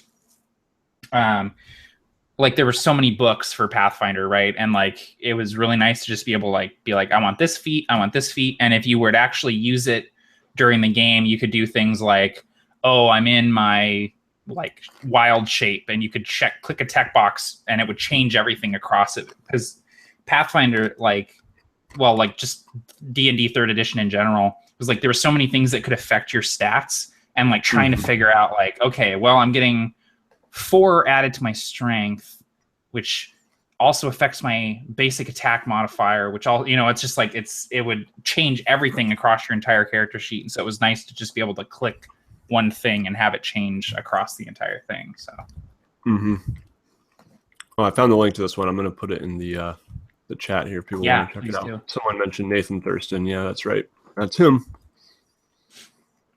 I'm looking at it right now. Oh, dude, it's super Daggerfall. Yeah, isn't it? Oh, An man. old school vibe. Now I want to play Daggerfall.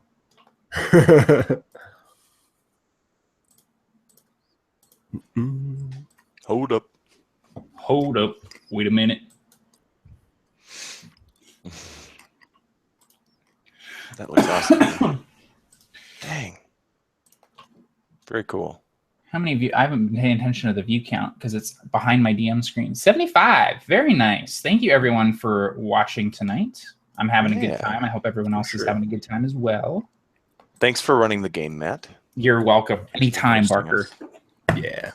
Oh, Absolutely awesome job. That sucks. what sucks? When you hit your run funny bone. I banged my elbow on my wormwood dice tray. Oh. Hey, That man. didn't You want tickle. comment on the structural integrity of that dice tray? It held up to me banging my elbow on it pretty Nice. good. All right. So It's 2 thumbs up from Matt. highly recommended. I'm curious how those dice trays would handle metal dice. I got some of these, and Yeah. I don't have any metal dice to test on them, but I think they would hold up pretty good.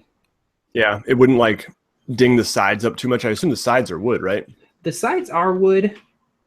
I feel like it would have to over time, just They're like finished really nicely. I feel like the metal dice would ding them up over time, but that's just, speculation.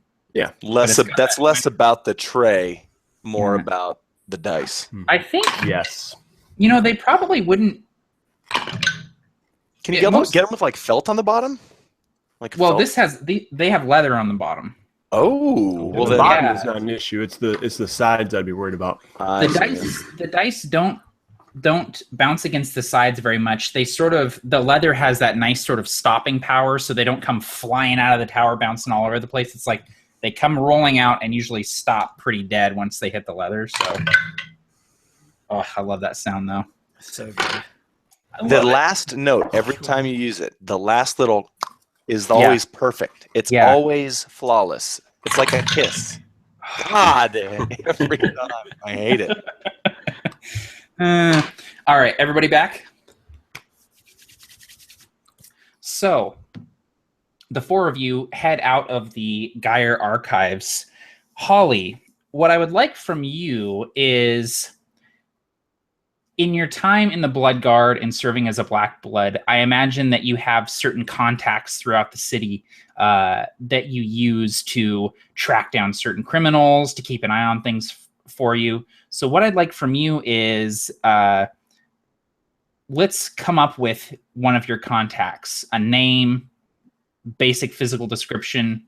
Who would you get your information from? How deep can I go? Dude, go ham. Okay, so her name is Elvira Ham, because you said that. And Elvira Ham is, the front is her butcher shop. She's a butcher. And Butcher named Ham. yes, and her husband, who people call her husband, though everyone knows that he's not her husband. Her husband died under mysterious circumstances. But her current, younger boyfriend, she's a probably 66, 67-year-old human. He is a strapping young 38, 40-year-old man with shoulder-length dark hair, and he buries bodies. Bodies that shouldn't be caught by the officials, bodies that shouldn't go on the radar or on the record. When people need to disappear, he's the person that makes it happen. And he, the kind of boyfriend to the butcher woman, Elvira Ham, I don't know what his name is. I'll throw that to someone else. But he is Holly's contact, the guy that makes the people disappear. Okay. What is his name? Someone else throw me a name. I like Kurt. Kurt's awesome. And he is always at the butcher shop. Yep. Because that's where he works. So, you head out of the Gyre Archives. You know that Casimir instigated the attack on Accordance Square, and it's speculated that Casimir is the one that broke into the Gyre Archives as well. Holly, you could probably utilize some of your contacts to try and get a lead on this if you wanted to. Awesome. Yeah, I would absolutely try to do that. I think instinctually more than like a conscious decision. Cool. So you head down to the butcher shop, and as you enter, I imagine, the little bell on the door dings as you walk inside, and there's a older woman, human woman in her 60s. She's a little bit more rotund. She has gray hair that's kind of coming out of this messy bun on top of her head. As you enter, she has a cleaver and she's chopping something, and she looks up, and when she sees you, she lays the cleaver down and says, "Kurt." And this young man with dark hair, very handsome looking, comes out, and he has blood on his hands, and he's wiping the blood off of his hands, and he says, "Oh, wasn't expecting you."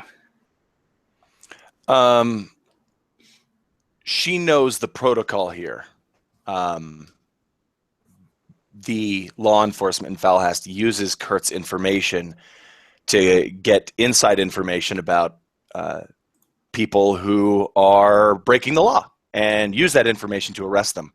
But they also know that he has some stuff on the side, but they can't know that. And Holly knows that she can't know that. And so she wants to get in there and out of there as quickly as possible. So basically, she just breaks down the situation to him. And then I assume she'll ask him in whatever code or whatever underspeak or borough speak that they're speaking in. I assume he'd give her the information. Yeah, and they do sort of converse in this weird sort of code where it sounds like they're just having a normal conversation to someone who is passing by, but to someone actually sitting there and witnessing the conversation, it seems to change topics really suddenly, and it sounds like they're not really talking about the same thing. Like Kurt says, "Well, it's been raining a lot lately, but at least, the streets are clean," something like that. And then oh wait, no. And then Holly says, "And we always finish each other's sentences." Right, of course. So the thing is, there's a bit of a pest problem in the Dusk District. Snakes of all kinds there.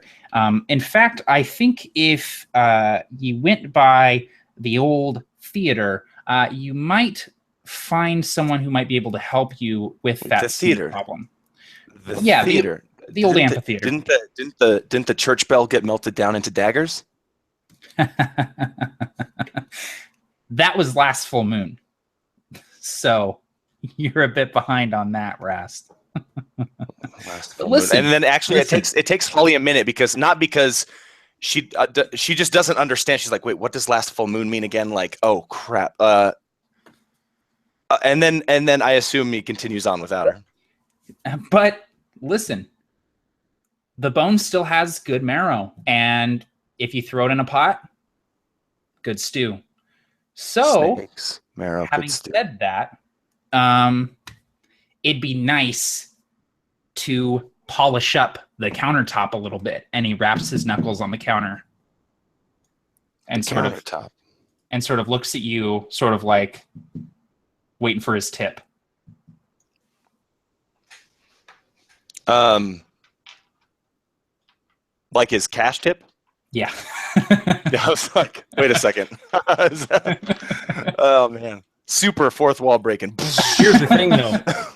We're definitely further than we've ever gotten with one of those. Yeah. Can I just say thank you, Matt, for letting me dive in there? Because that was a blast. Anyway, so whatever that means, she gives him the allotted money that I'm assuming she was given to give to him, or that she has in some sort of pot that she can use for her contacts, and then they leave. And she, knowing whatever information about the snakes and the desk. No, wait, what? The counter. He once you lay the coins down, he sort of takes the coins, wraps up a piece of meat, and sits it on the counter and shoves it across to you and says, "Nicely marbled. Have a nice day." And sort of goes into the back, disappearing behind a curtain to continue his work. And you head out into the street. Based on your conversation, basically what you were able to glean is he was saying there's drudges holed up in the old amphitheater in the Dust District, and you may find information there. Okay, awesome. So that's where she would lead the way. And Sander would probably be would recognize the location that they go through, because they go through the very same way that he was escorted out just the previous day. And she will apologize to you. She walks next to you as you're walking into the district, and she says, "Sorry about the misunderstanding." It is totally understandable. Please, we're on the same side now. I assume you have your direction. You seem to know what you're doing and where you are going now. I usually just make educated guesses, and most of the time I'm right. Good. That's encouraging.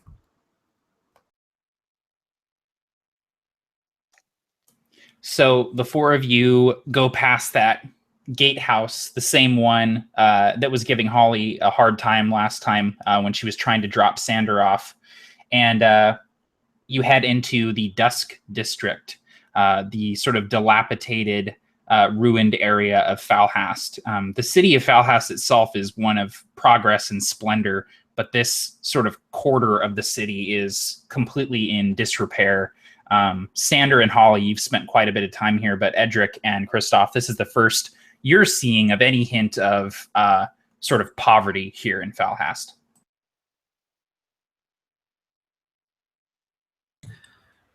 Oh, this place is not very nice.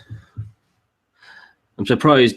How do you get this part of the city to be like this, Miss Rast? I mean, surely there's lots of things for people to share with each other, isn't there not? She kind of laughs to herself and then looks at you and says,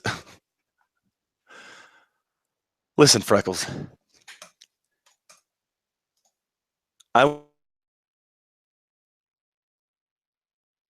no! Oh, listen, Freckles. Smoke bomb. She's gone through the whispering door. Oh no. He mentioned that his internet was pretty spotty tonight and that it might go out at some point. So There we go. Awesome. Here we go. That was quick. Sorry. No Internet outage." She says, Sorry, Miss Rast, you dropped from the internet call. Could you please say that again, please? You disappeared for a moment, Miss Rast. She says, "I went to church all my childhood. I'm already converted. You don't need to preach to me." Well, no, it's not about converting. I mean, No, I'm saying I agree with you. This is terrible. But you went to church. it's real. What? No, it was a figure of speech. Because I was going to say I was just really surprised by that. But right, anyway, but that's all right. We should go on. I mean, in Aldemir, everyone has a job to do. Everyone does something, and everyone gets a share of what they do. It's just how we work. But and everybody's happy. You don't have any poor. You don't have any people sleeping on the streets. Everybody is happy in Aldemir. Yes. Well, not everybody's happy. I mean, we do have justice, and sometimes it's, well, gruesome. But justice is swift, and people eat. Everyone has a full belly. No one sleeps out in the streets. We have almshouses for the poor, and in return, they do jobs around the city, keeping things clean, tilling fields, fixing nets, whatever's got to be done. Listen, if Aldemir has the secret, then please share it with us. there's no secret, really. Everyone just works. If you don't work, you're not allowed in the city. If you don't want to work. I believe it's called communism. But that's all right. I mean, everyone just, still has a good time and everything else. But still, sorry, I'm just going to stop talking. I get so nervous in these kind of places. I start breaking fourth walls everywhere. Pretty soon there's not going to be a house left in the Dust District.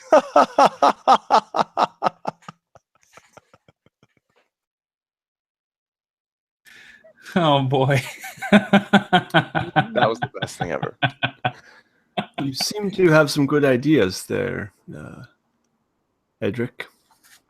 But we who care extend mercy. And there is much mercy needed in this part of town.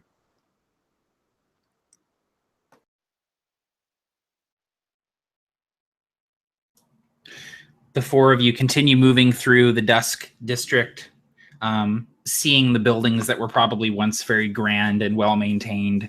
The garden's all dried up. The street is just piled with this black dust from the Sonageist desert. And as you're moving down a dirt road, there's a slight shifting off to your right. A bit of movement. You all notice a shape flit between two buildings down an alleyway off to your right.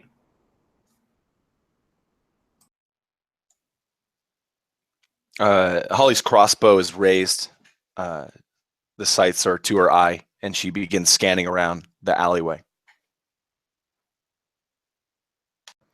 And Sander would probably run in the direction of this, but kind of press against a wall and peer down the alley.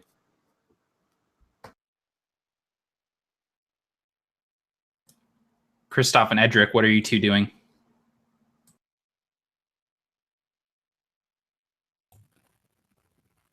I would sort of say to Ed, all right, Ed, let's take the middle.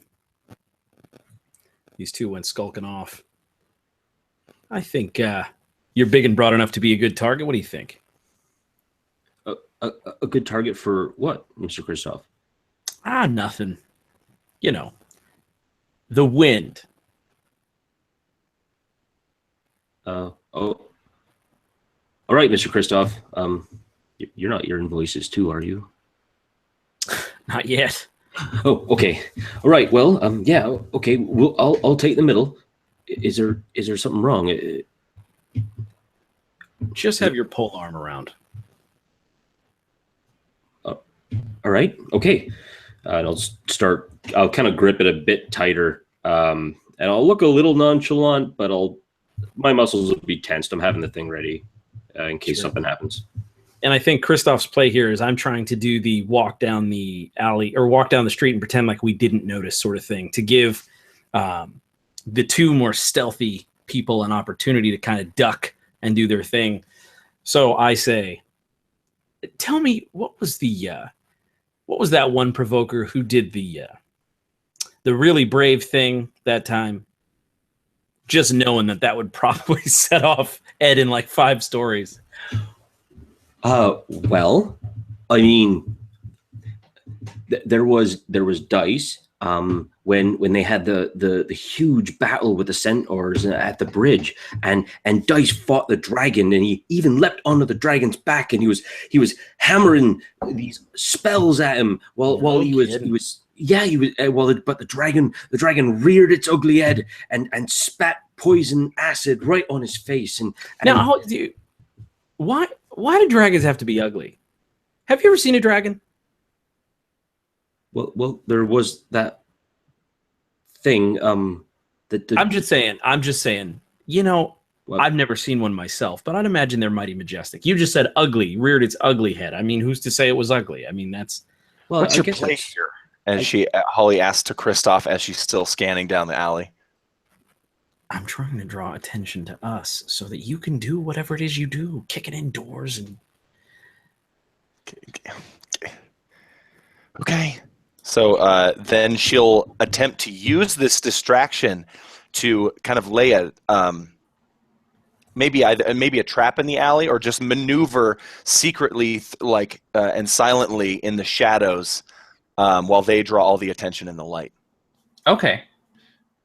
What about you, Sander? Are you following Holly down the alleyway? Yeah, I imagine actually, and I don't know if this is possible, but if there's any sort of lower shack, I would probably try to climb a roof. Okay. Pole vault style. Yeah, you do so. You manage to clamber up. I'd like stealth checks from both of you, Holly and Sander.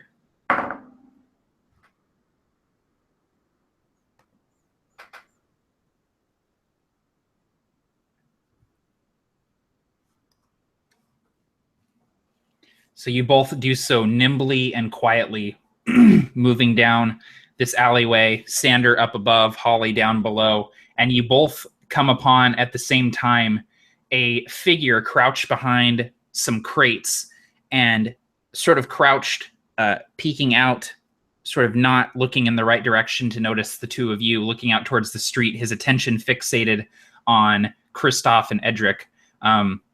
It looks as though this figure is a human man, but as he sort of braces himself against the ground, you see that one of his arms is sort of skeletal, made of bone. There's no flesh on his arm as he's sort of peering out from the alleyway. As the two of you come upon this figure, Edric and Kristoff, you are sort of walking down the street not too far away from the alley. There's a shifting of sand off to your left, and then the ground just erupts in front of you, just a wall of sand. And something heaves itself out of the ground at you. Kristoff and Edric, you both take 6 piercing damage as this creature barrels into you, and you feel fangs sort of bite into you. It's hard to tell what it is as these legs sort of fly out of this curtain of sand that explodes outwards. But after a few seconds, as you realize what is attacking you, it's a massive spider that has erupted out of the ground and is sort of clambering after you. And there is a skeleton on top of it riding it. And he sort of like comes up out of the sand. Sand falls off of his head as he comes up from his hiding spot. And as this happens, the one that is hiding behind the crates that Sander and Holly are tracking sort of leaps up and draws a blade and moves down the alleyway. Everybody roll for initiative. Holy crap! What? A spider with a skeleton on it. Sign me up. Sign me up. Sign me up. Yeah. I'll have what I'm having. This movie couldn't get any better. Continental. Spiders with skeletons. And it puts it over the moon. Puts it over the moon. I'm dead, baby. I'm dead, baby. I'm dead, baby. I'm dead, baby. Oh, geesh. Geesh. Geesh. Hey, geesh. Oi. Oi. Man. Wow, very nice. Okay. Let's say the initiative order is exactly It's the type in of- order. Wow. I wish that happened more often. Yeah. Okay. So it's Holly, Edric, Sander, bad guys, and then Kristoff. Perfect. So Holly, you are up first. So you don't know exactly what's going on behind you, Holly. You just hear commotion behind you from the road. But in the alleyway, you see a husk draw a blade and move down the alleyway. He is not aware of you as you're sort of hiding in the shadows. What would you like to do? So, do I recognize this type of creature? Yeah, it's definitely a husk. You're definitely used a to husk. dealing with these guys squatting in the Dusk District quite a bit. Okay. We already decided in the previous session that what Holly does when she or how she feels about husks.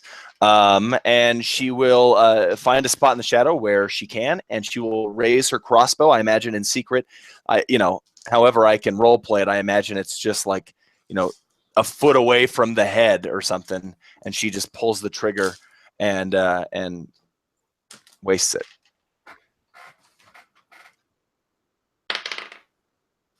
Okay, that's a 16. Great. Yeah, AC 13 is what you're looking at for the husks. I didn't want to narrate this thing where I pulled the trigger from 12 inches away and missed. So, but maybe, hold on. All right.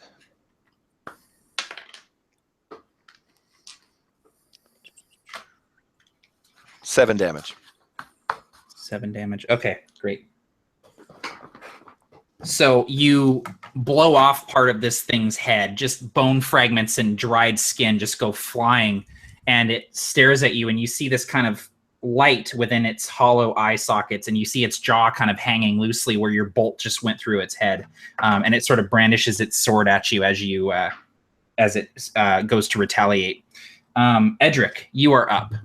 All right. There is a giant spider bearing down on you with a skeleton on it. Sounds like a typical Friday. So I kind of slowly get up. I just kind of feel like the puncture where the spider kind of actually like bit me, or at least dug it into me. I get up. I look at Mr. Kristoff first to make sure that he's okay, and then I kind of grab my pole arm, spin it above my head, come straight down on the spider with an attack. And yeah, I'll take that nat 20. Thank you kindly. So I'll just roll. Where's my other D10? All right, so 6. So I just come straight down on it for 12 damage because I rolled low.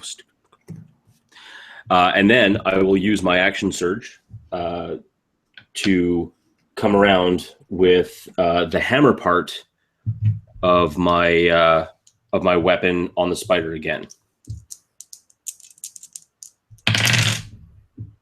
Unfortunately, because even though I hit it, I've come around again. Actually, I'm not sure if this would even hit. It would be an 11. Don't think an 11 is going to hit this spider. No, you're looking for a 14 with the spider. Okay. Yeah. So as I just come around and kind of pull it out, I try to come swing around the second time with the hammer side, but it just kind of moves away at the last second, just as I'm swinging past, and I kind of take a little stagger back. Great. Okay, Sander, you're up. So you are above Holly and this husk in the alleyway, and you just saw her blow apart part of its head with a bolt from her crossbow. Right, and so I'm just going to try to jump down on this thing, basically, and, basically land with my feet and then swing with my quarterstaff. Awesome. You can attack with advantage since it is both unaware of you and you're also falling on top of it. Okay. All right, so that'll be... okay. So yeah, the first one's definitely a hit, and the second one is a crit. Oh my gosh. Oh man. Yeah, so I got 2 attacks, and on the second one, I rolled with advantage a 1 and a 20. Oh man. I'll take that 20, thank you. So okay, that will be 4. So I roll, add my modifiers, and then double it all. Yeah. Okay, so it's gonna be 10 damage. You obliterate this husk. Go ahead and describe how he dies for the second time. Ooh, lore drop.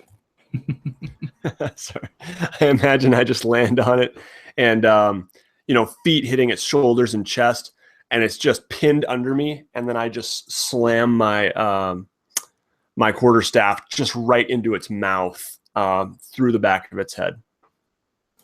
Awesome. And a plume of bone dust just erupts upward and probably gets all over Holly as you pile drive into this creature. Cool. And that brings us to these guys. So the spider lunges out at Edric, this man who heard it. And Edric, I'm going to need either an athletics or an acrobatics check from you.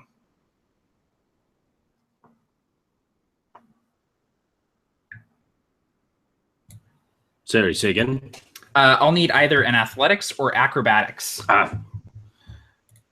So I don't know why.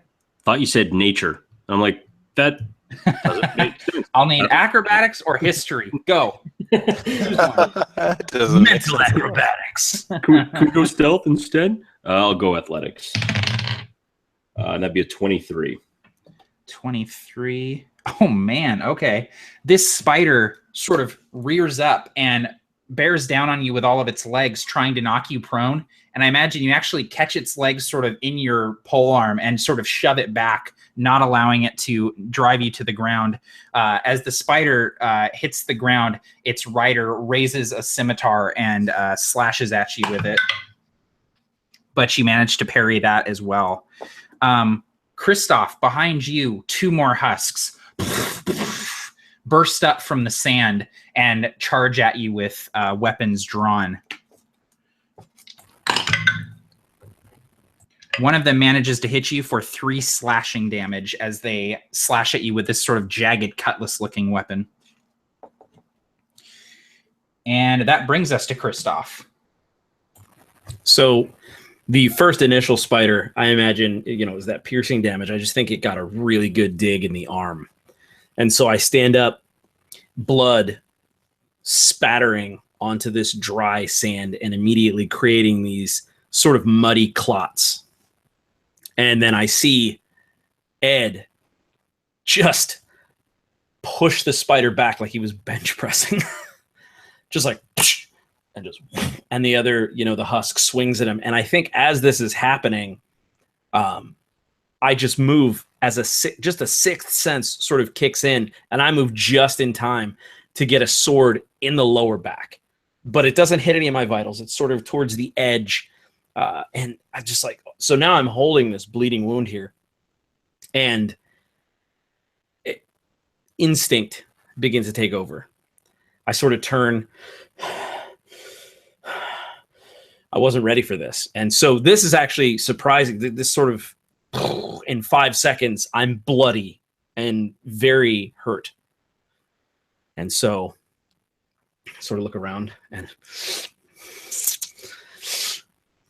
these roots start to come out of my gums and sort of start to grow over my teeth. And then where the laceration, this giant wound in my arm is, these vines start to thread through it and stitch it up, as well as my side. And I'm standing there and I'm sort of like, not now. I don't need you. I don't need you now. And my eyes begin to fill with soil and wood as you see that these roots and these vines begin to erupt and wrap around Kristoff and sort of, envelop up to his neck. And then these enormous branches start bursting out of his back until 8 are there. And the final thing that happens as he's elevated up as a spider on these wooden limbs is this mask, this wooden mask overtakes his face. And you just see these glowing green eyes. And he just... And I am using Wild Shape. And you are getting a point of inspiration. That's so dope. I love that. I'm so happy I was muted because I just cussed. If you go back and you look at me while I'm muted, I say a bad word, and you can tell. You say the word, the F dash word. The 3 dashes. Tim, that was dope, dude. Blew my brains out. That was so dope. Awesome, man. Thanks, dude. And so as far as that goes, I now have the stats of a giant wolf spider. Perfect. And is that a standard action for you, I'm assuming, to do that? Yeah, I believe it is. I'll double check that if that's let me see here. I should have checked that out. Sorry, yeah, it is. It's a standard action. Yep. Cool. Awesome. So you can still move if you want to, as you're in your spider form. So I think what I would do is probably back to back with Ed. I would probably. So Edric, you see this like giant spider made of branches and roots and dirt sort of clamber up. And I imagine that you can still sort of see Kristoff inside of this thing a little bit, little glimpses here and there, but it's monstrous looking. Nope. Not even. Nope. I never seen magic for the most part. Maybe some prestidigitation here, some mending here, a little bit of fun tricks. But I have never seen something like that. So, I mean, I can imagine my eyes just kind of like are as big as dinner plates, just staring. Now I'm like, oh my God, I am caught between. And no. Matter of fact, this is actually, if we're gonna put something into canon, I think this was the day that Edric became arachnophobic. I just let's just kind of throw that one in there. But no, I'll probably start backing up because he's getting close and he's there, and it's like, so yeah. Awesome. Holly, you are up. So the husk that you were facing down just got obliterated by Sander. Yep. And you can see a large fight happening in the road behind the alley. I think that there's a moment after the husk, just like you said, gets obliterated, where Sander and Holly connect eyes, and Holly realizes that Sander has very peaceful eyes and is just always in a state of being at peace. But she just, or he, is Sander she or he? He, male. He just obliterated at a whim this husk, and his eyes did not change, though. Not even a subtle shift, and that probably maybe scares Holly for a moment, but then she kind of snaps out of it and says, "Let's go," and runs toward whatever that mess is happening. And Sander would follow. Now, do we get an action as well, or are we going to need to take a couple actions to move there? You chatters, you chit chatter. Sorry, I got myself. Dude, I can't be mad. I've been tearing it up in the chat. I'm tearing it up tonight. I'm old Greg. You see my downstairs mix up. So you guys can take actions. You're well within your movement to be able to get out into the street and be able to take actions, both you and Sander. Well, I'm sorry to say I'm not sure how Sander would react, but Holly is going to take an action to react to the massive spider that she probably doesn't realize is Kristoff, right? I mean, there's probably nothing there that would give that away. Probably not. So she's going to see the spider and immediately attack it. So she attacks Kristoff. Very fair. That's perfect. She actually struggles to load the crossbow, but only because of her skills as a crossbow expert. She is able to load it in time. And she raises up the crossbow and fires it. And she gets a total of, and I'm sorry ahead of time, Tim, a total of 18. No, it doesn't hit, bro. Try again. No. Awesome. So it missed? It's super hit. Okay. Triple hit. Yeah. No, I'm sorry ahead of time. I don't know what came over me here. I just thought that's what Holly would do.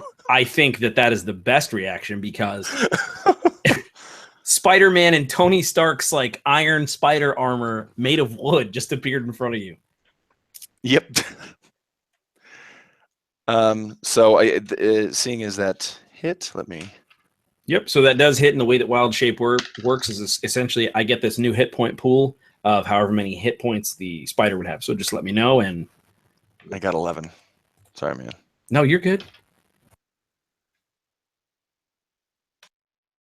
Holly's not sorry yet, but I am. Nice. So that arrow Barker, where does that arrow hit? Probably the thorax, I imagine, somewhere. Yeah, dude. And I think just this thick green sap just starts like just oozing out. And Matt is on fire in this chat. And then and then you hear sort of just this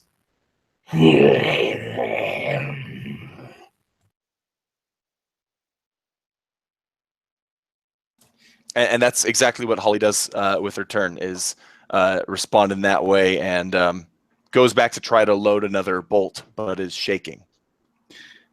So, Edric, it is now your turn. You just saw this massive spider, which a few moments ago was your friend Kristoff, and then you see Holly sort of dart out of the alleyway and put a bolt into the spider that was Kristoff. Since I was kind of grappled but not grappled with the spider beforehand, and I was pushing away, would I have even seen him change at all? Or would I just not even notice? Would I just be focused like right on? That's what I'm thinking, that I'd be kind of. You may not have noticed, yeah. Yeah, I may not even seen it. But then looking at this strange wooden effigy construct moving thing, and then looking at the living spider, I realize, Edric quickly kind of puts together that, if I kill this spider, it's probably a lot easier to kill this one than, Groot's pet. So I'll come around with the staring at the spider, or staring at Kristoff. I would actually come around with the pole axe again, just baseballing the underside of the spider, not the tabletop terror spider. Perfect. So big money to win. 17. Yeah, 17 Yeah. is right. Yeah. Yep, 17 excellent. definitely hits. Wait, Yeah. so 17, then 8, and so that'll be hitting him for 12 points of slashing damage, kind of straight under the kind of underside, and then I just kind of yank it away, and that's pretty much my turn. Okay, awesome. That was Edric. So, Sander, you just saw Holly run out into the street. It is now your turn.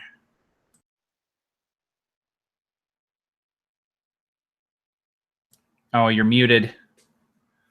Muted as hell. Let me just mute my camera too. Jeez. I'm just gonna go. I'm going dark. Stealth mode activated. So I'm wondering, because of my just beginning to master key, if I would perhaps be able to sense Kristoff's energy a little bit. That feels familiar. I wonder if I should roll for it, or yeah. I would say that your ability to sense key of other creatures, and also your ability to telepathically speak, would allow you to know that Kristoff is and the spider are the same thing. Okay. Yeah, so I imagine I sort of get that feeling, and perhaps I just kind of telepathically probe a little bit, and Kristoff. Sorry. Yeah, Kristoff. Yeah, sorry, I'm getting my names mixed up. It is Kristoff. Yeah, and I kind of, I don't know, Tim. Maybe I get a look from you, like totally a look of confirmation. Yeah, and I think that the wooden mask, this sort of like, I think it emotes because it's my face. Mm-hmm. So I think that you'd kind of see the eyes that kind of like yes, thank you. And the way that Ghostwise telepathic ability works is, Tim, you're actually able to respond telepathically to him, though you may not know how to do that. But if you open up your thoughts, you're able to communicate with him. So yeah, I would say, ah! I know that anywhere. Yeah, so I would then yell at Rast. I would say, Rast, no! That's Kristoff! And I would immediately launch myself at the other spider, just leaving Rast to puzzle that one. Yeah, I imagine there's some sort of exchange. Okay, so I'm going to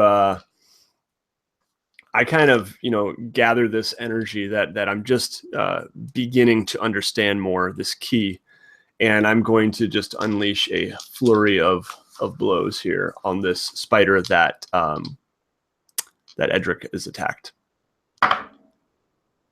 And that'll be so I think I get 3 attacks here. 2 unarmed attacks plus my regulars. That's 24 and 25. I'm sorry, no, 23 and 24. And then second one is probably going to be a miss because it's a 10 to hit. Or the third one, rather. Yeah, anything higher than a 14 hits on the spider. Okay. Yep. So just the 2, and that'll be 5 plus 11 total damage. So I just launch myself at this thing, and yeah, I lead with my staff and then kind of spin and actually elbow and fist into this thing, and just into its side. Yeah, and it kind of like staggers backwards and sort of it'll like bring up its legs sort of to shield itself like spiders do, and the skeleton on its back sort of sheathes its sword and brings out this broken-looking crossbow and pulls back on the arms and aims it at you.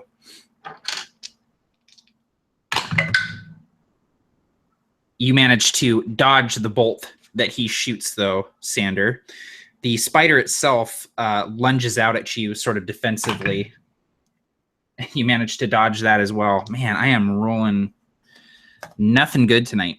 Oh, darn. The 2 husks that attacked Kristoff are sort of bewildered at the fact that Kristoff just turned into a giant spider, and they sort of look back, and one of them spies Holly with the crossbow and darts backwards with his sword and misses. And then the other one continues trying to attack Kristoff and actually manages to hit 5 slashing damage on that one. You feel a sword kind of bite into the wood of one of your legs, and the sword kind of sticks in there for a second, and he pulls it out kind of like a machete, just wrenches it out of you. Dude, yeah. Matt, can I put you on the spot to describe what it looks like as Kristoff reverts? Because that's all the spider's hit points. So I revert back to myself with my old hit points. So what do you think that would look like? So I imagine the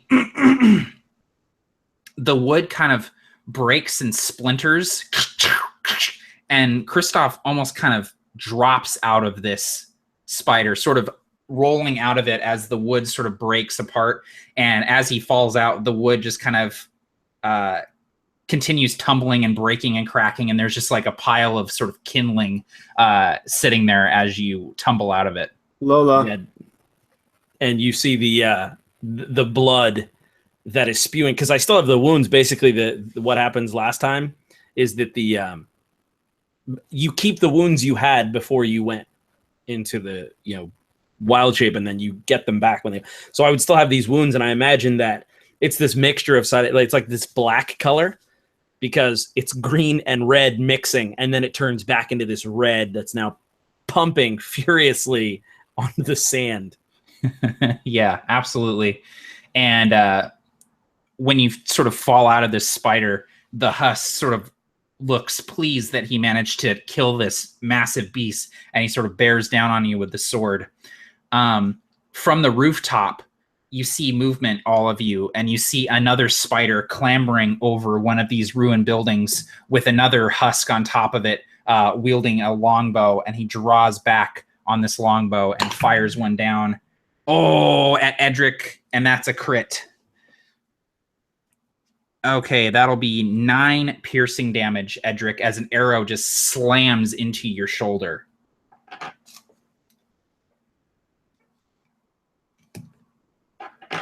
Okay. It is now Kristoff's turn. So I'm sort of shaking, and I think that it's been a while since that's happened. And so I'm just... And at this point, I think I would try to crawl away. And just sort of...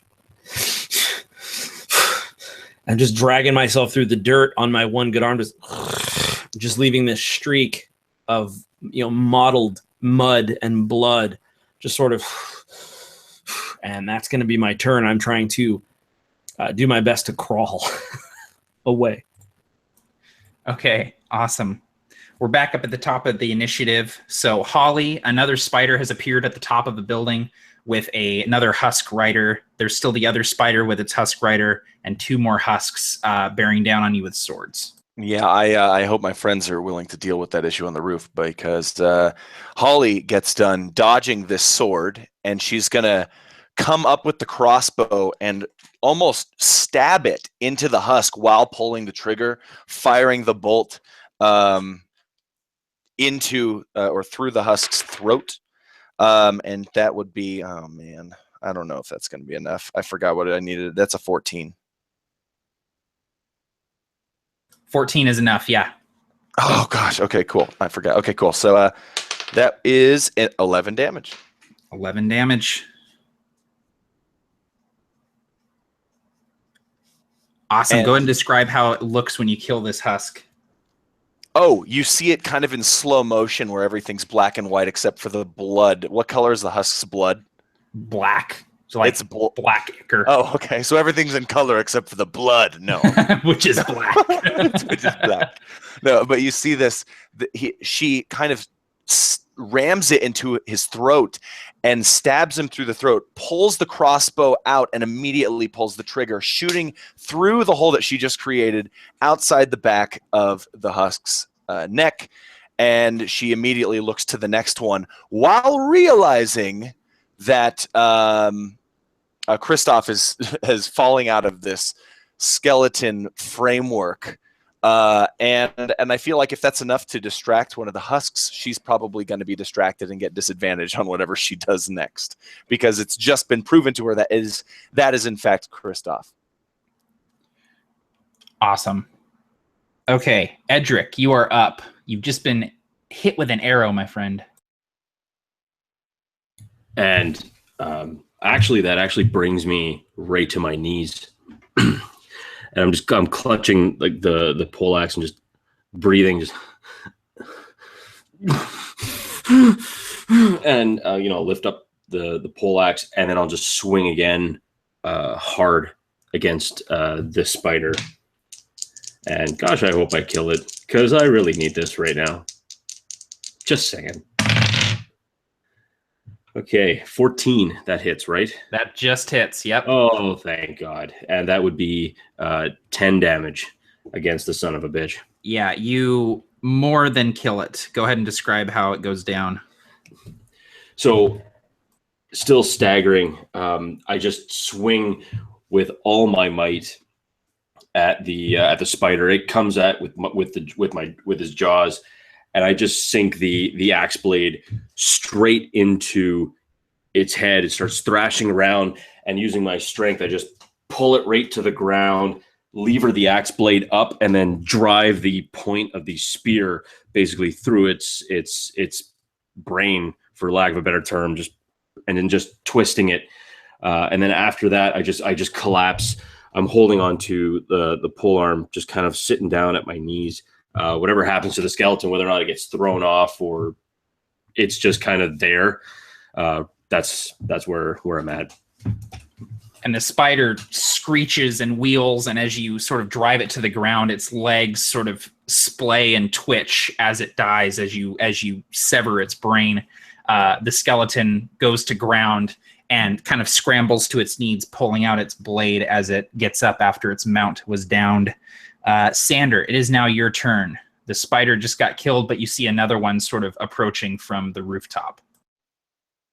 And the skeleton is still there, like basically trying to get off this. Yeah, exactly. And he's like, the skeleton's like right in front of you. Yep. Okay. So I would probably just launch myself, kicking, and my, and I imagine it's slightly higher than where I am. So I just leap with my foot and my quarterstaff out toward this skeleton. And it's going to be a 13, a 13? 13 hits, yep. Oh, okay. Yeah, 13 for the skeletons. And a 18. So that will be a total of 7 plus 13 damage. Damn. Yeah, you take him out. Go ahead and describe it. Okay, so yeah, I just launch myself toward him, and I imagine I kind of barrel right into his rib cage and just kind of almost tear him in half as I fly through this skeleton. And the rib cage just kind of explodes. Awesome. I imagine you fly through the explosion and like land on the other side like an X-wing shooting a TIE fighter. Like you're just like out the other side. Exactly. And the skull is just up in the air, and it just kind of lands last after I land. Awesome. I love it. Sounds like Matt's dice tray. Yeah, exactly. Can I just say how awesome it is to have a monk in the party? I've never played a campaign with a monk, and it's just so cool. What a cool dynamic. Man, they're awesome. Yeah. It's fun. I've never played with one either. So the spider on top of the roof sort of begins climbing down towards Edric and Sander. Kristoff is sort of crawling across the ground, and this husk sort of steps up to you, Kristoff, and rears back with its sword, preparing to drive it down, and an arrow sinks into its head. It goes to the ground. More arrows sink into the spider, and the spider sort of winces and starts retreating up on the building and sort of disappears. And the only remaining husk, I guess that was it. There was only one left. Got hit with the arrow, and you're sort of looking around, and you see men and women sort of draw back on bows from the rooftops down the street. They're aiming them at you. And these men and women are very, very large human men and women wearing very simple clothes, leather armor. And from their ranks comes a tall, broad-shouldered woman with platinum blonde hair with shaved sides sort of pulled back into a braided mohawk. She comes forward and holds up a hand. Everyone sort of lowers their bows. You see that she has a tattoo of a wolf going up her arm and up her neck. She says, "Enough. What are you all doing here? State your business in the Dusk District." I'm in the Blood Guard. You state your business. And she actually stutters over her words because this is extremely terrifying. She looks past Kristoff laying on the ground. She sees your black armor. She says, "Apologies, I didn't realize you were a black blood." Who are you? "I'm the leader of these people. Please, it's not safe in the streets with the husks out. You should follow us. We have a sanctuary." Can I tell if this person is being genuine? Go ahead and give me an insight check. 12. She seems genuine enough. She seems distracted right now. She's sort of darting, looking at the rooftops, sort of keeping an eye out for more husks. She's like, "Come on, either we move or we die." And Holly knows that she's right. So she looks quickly to her companions and Kristoff, I suppose, who might be nursing a wound. Nope, separate hit points for the spider. Okay, never mind. And says, she's right. We have to get out. We have to. I don't think we have a choice. We have to follow them. She looks to Edric, sort of kneeling on the ground with an arrow in his shoulder. She says, "Help your friend up. Let's move. Come on." And this is actually, I think, the first time Holly sees Edric so wounded. and that kind of puts her heart into her stomach, and she helps him up. And I'll slowly start getting to my feet, coughing. You see me, Miss Rast? I was an hero. I took down a giant spider. You did. Oh. You did. No. It's all right. It's all right. It's all right. All right. You'll be able to tell me all about it tomorrow after you've had some rest. Okay, just save your breath right now. All right, Mr. Rast. And I'll just put an arm across her shoulder. And from that, I was just using the butt of the pole axe, just kind of trying to wince because it looked like the arrow had gone through the shoulder blades, but it went through in such a way that it actually got very, very close to piercing a lung.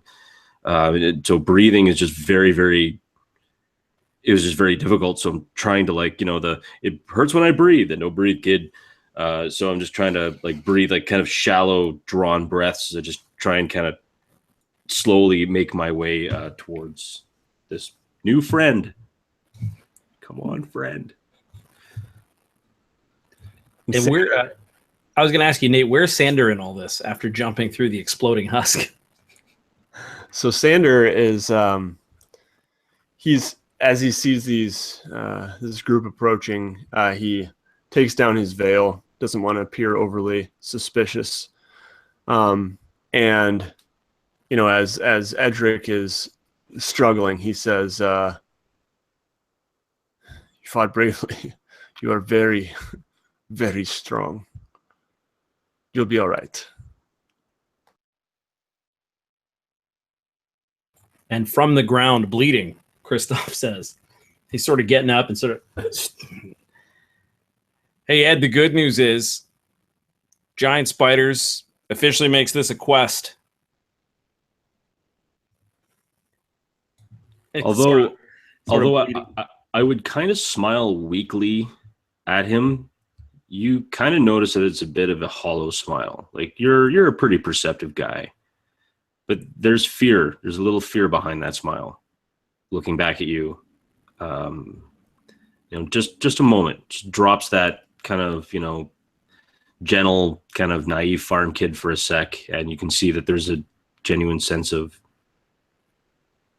what are you, kind of behind his eyes. Ouch. Yeah, I love it. And Kristoff, pale, bleeding, sort of stumbling a little bit, says, hang on, Sandy, I'm going to give you a hand. And he sort of leans on Sander. Here, looks like you took a bit of a beating. Let me walk with you here and help you out. As he kind of kicks this husk of wood aside and sort of breaks one of the branches that was a big spider leg, as he's obviously leaning on Sander. Absolutely. Yes. Thank you. And it looks like if you could just hold this for me, actually, and I hand him my my quarterstaff, assuming maybe he can use it as a cane, it would be a great help to me. Yeah, of course. Listen, I got this, right? That's tender. Yeah, I got this. Thank you. This woman sort of leads you all forward. You see more drudges on the rooftops and sort of emerging from alleyways, looking at you all sort of quizzically, suspiciously. She leads you down the road through a couple alleyways and a couple buildings. You're all sort of hobbling along, and eventually you see this large sort of outdoor amphitheater with a half rooftop over it. And you see that there are cots and hammocks sort of stretched across different pillars. And there's dozens, if not hundreds, of drudges here who all stand up and watch you as you enter. The tall one with the wolf tattoo sort of brings you all towards the back of the amphitheater, lays you all in sort of cots and stuff if you want to lay down. She immediately kneels down beside you, Edric, and is sort of looking at the arrow. And she ushers some people over, and they come over and start sort of working on getting the arrow out. She says, "You're going to want to drink this." And she hands you a flask. Trust me. Oh, is it mead? I like mead. It's a little stronger than mead. Oh. Okay. And she pats your face. You need to stay awake, though. Don't go to sleep. All right. I'll take a swig. And I just instantly, it is a kind of a burning, strange, like cardamom mixed with nutmeg, mixed with coffee, is strange, kind of a tangy, bitter, strong hit, kind of right to the face. And I'll not be going to sleep now. Thank you. Drink all you can handle. It'll help. We'll need to get that arrow out. She looks at Kristoff. Are you okay? You seem to be wounded as well. Yeah, I'll take a sip of that, whatever he's drinking. Sure. She hands you the flask next. And then she sort of leans against a table and looks the four of you over. What are you all doing in the Dust District? I mean, obviously you. She looks at Holly. It's your job. But the rest of you, this one's just a child. This is no place for children. I'm not a child. I'm 17. Just... Okay. He's 17. No place for a 17-year-old. Holly says, he's no child. I misspoke.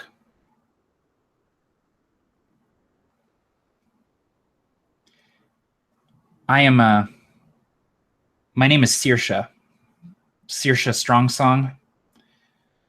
I am the leader of these people here. It might seem strange living here in the Dusk District, but it's better than any life we're going to lead in the city proper. You would probably... I feel like there's a moment where, like, you hear the sound of, like, rustling, and then you see Holly, and she would recognize the name Strongsong, right? Mm-hmm, definitely. And she has a crossbow raised to the head of this woman, and I imagine everyone else around have their bows pointed at Holly. Yeah, as soon as you well. bring the crossbow up, Saoirse like doesn't do anything. She just kind of looks straight down the barrel of the crossbow, and everyone just stands up, drawing back on bows, grabbing spears, clubs.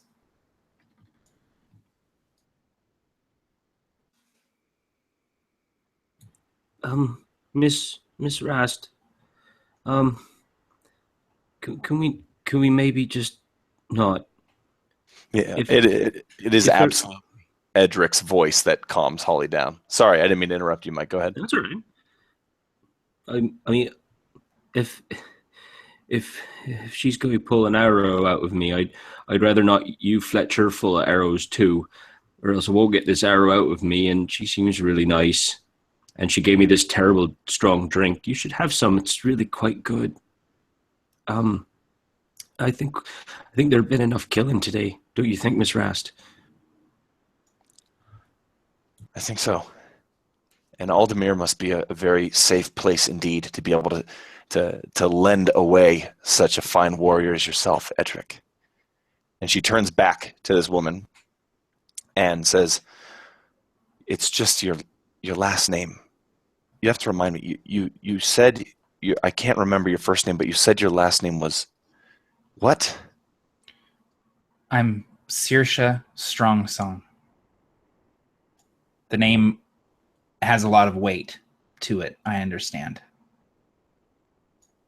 Do you understand why the name Strongsong would have a lot of weight to it?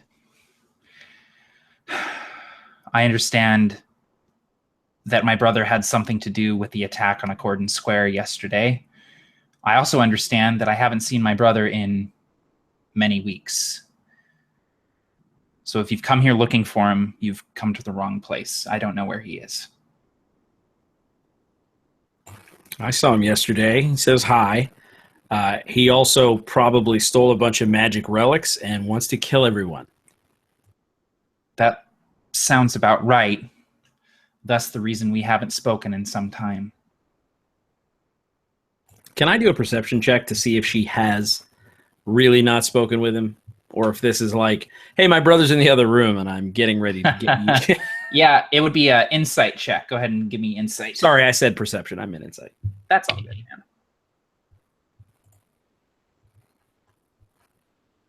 Let's see here.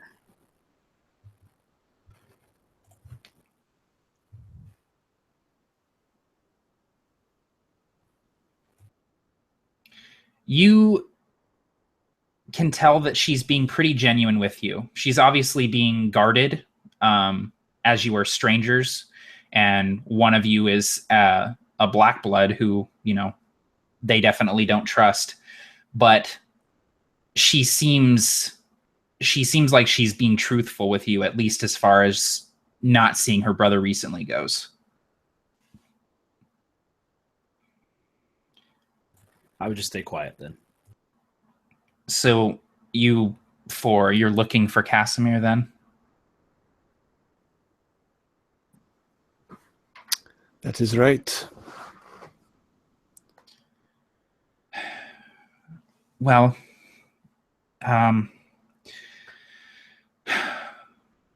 Casimir and I grew up in Falhast, children together, obviously, children during the war. After our mother died, we had to take care of each other. But recently, our methods changed. Our opinions changed. We want a better life for our people, but Casimir is willing to go to any lengths to do it. I don't think that violence is the answer. I think that violence is just going to beget more violence, and I don't think Casimir cares at this point. If you're trying to stop him, I'd like to help you as much as I can. But you have to understand that I can't hurt my brother. I can't kill him as much as he might deserve it. But you can show us where he is, maybe. Yeah, she can kill him. I trust that you can. And believe me, I'd tell you if I knew where he was. But I don't. He and a bunch of the others left a few weeks ago. But they're dangerous, and they harm us as much as they harm Falhashtian natives. He's striking out at the wrong people, hurting the wrong people, and I don't think he understands that. The attack yesterday, people were hurt. Was anyone killed? Yes. I feel like Holly would have a better memory of this than I would. I feel like Holly would know every single name of the person of who was killed back to back. 12 people. She would know that there were 12 people killed, and she would be able to name them off. And I feel like she would start naming them and then stop after the third name. Yeah, 4 or 5 names in, Saoirse kind of holds up a hand. Okay, I understand. I'm sorry to hear that. Listen, I think we can all accept your help. And as she looks at Edric, I think I speak for everyone when I say that you helping our friend is, well, we're very grateful. You probably wouldn't expect drudges like us to be willing to help, but that's just not the case. It's not the truth, and Casimir's actions are only making that worse. Is there any hope of bringing him in alive giving him a fair trial. I know he's not a citizen, but he is my brother. My my father. I'm sure there's some way we can work something out. Your As father. long as he cooperates. Well, I can't promise that Casimir will cooperate, but it's good to know that you're willing to perhaps give him a fair trial. Miss Sirsha, do you know what's wrong with your brother's hand?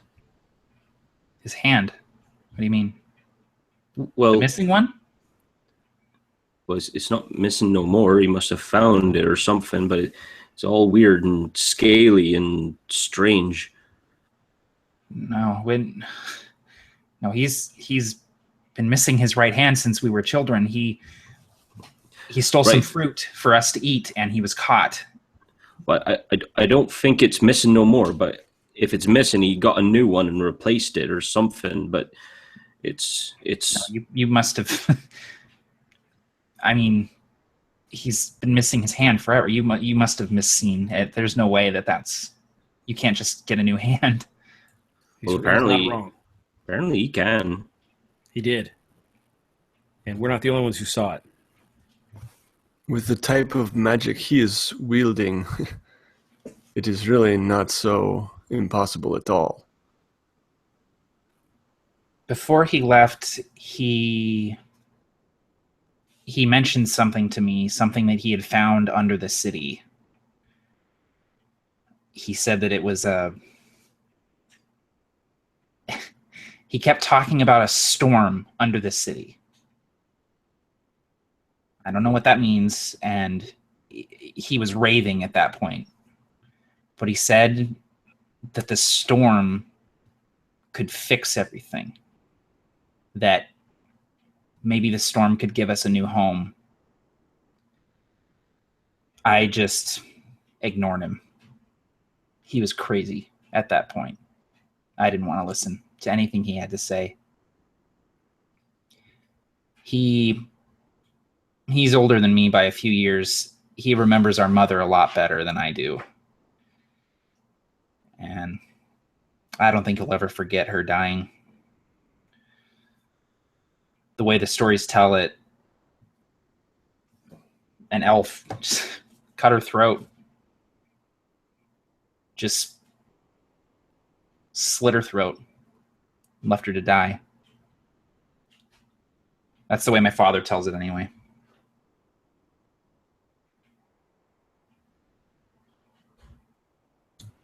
Well, I mean, I guess stories are funny, aren't they? I mean, the way you've heard it and the way I guess we've heard it.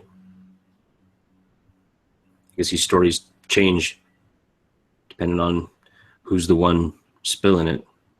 No, my father was there. He fought with her. He told me what he saw.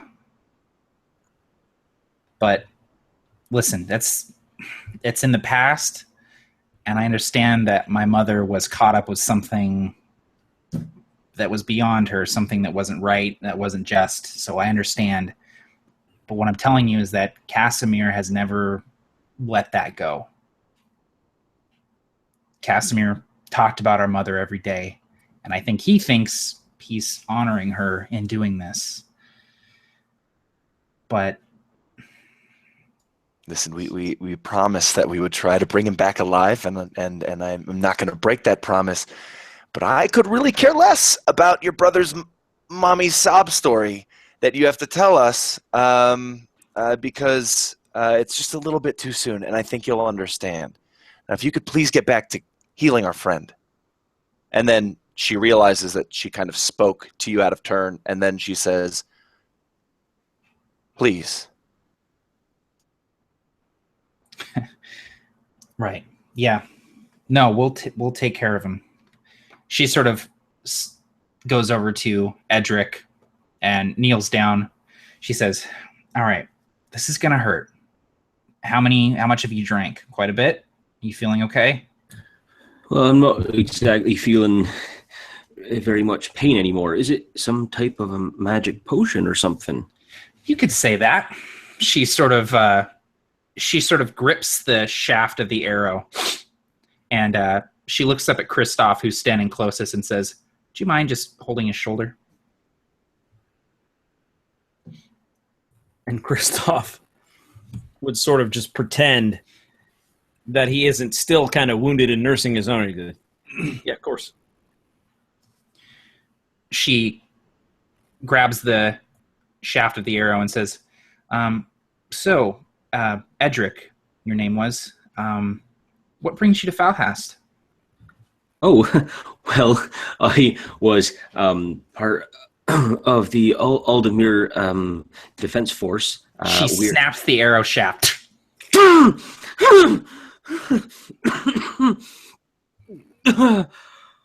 Okay. She rolls you over on your side. You see the arrow point sort of protruding out the back of your shoulder. She slides it out the rest of the way.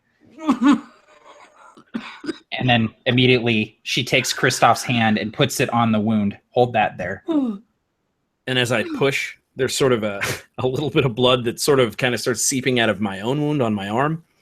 And then I sort of lean into Ed and I go, Ed, come on. What would the Provokers do? Right? Erdon, he probably got shot with a lot of arrows, right? Erdon? Remember him? I never, he probably wouldn't let any arrows touch him. Oh, come on. No. Listen. I've been listening to you. There have been plenty of battles. I know the Provokers got hurt, right? I know they did. And when they did, what did they do? And I'm pushing on this wound. They toughed it out. They toughed it out, right? Come on, Are you a Provoker? Come on, are you a Provoker? Well, no, but I mean, I'd like to be one, but... And then I push on it. Nah, that's not what I asked. Are you a Provoker? Yeah, I'm a Provoker. That's right, you are. What do I do now? She's walking over with bandages, and she sort of takes your hand off and begins wrapping the wound. She nods at you, Kristoff, and says, "Did a really good job." And then she looks at Edric and says, "It's all done. It's all finished now. Now you just need to heal, okay? You're all done."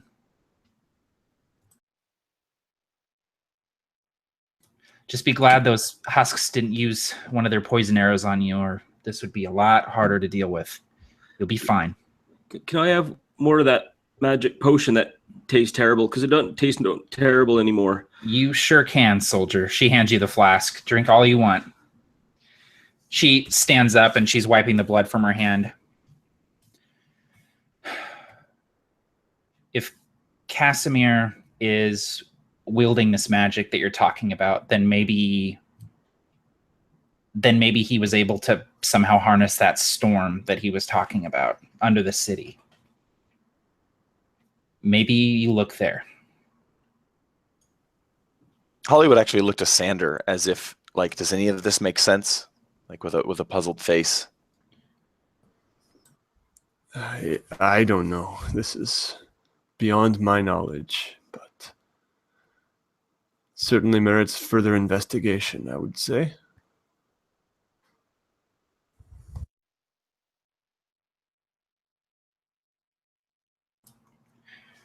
Okay, and then Holly would say, "Great." She looks at Kristoff, says, and then Edric, "Now we're on a quest."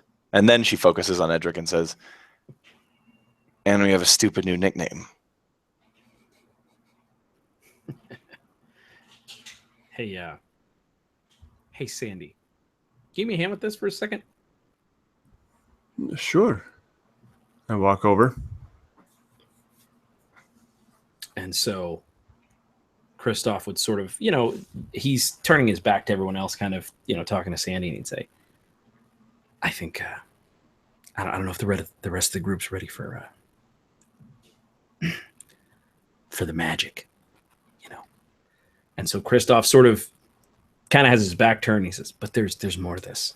And Kristoff sort of puts 2 fingers on the huge gash in his forearm. And you see this sort of small Venus flytrap materialize and sort of bite the wound closed and sort of pull and then literally just sink into the flesh, leaving this sort of green, thick, almost bandage that sort of healed it. And I'm casting Cure Wounds. Sandy, there's something I got to tell you. Speak. It's one of those, I got to tell you this to tell you that. My brother,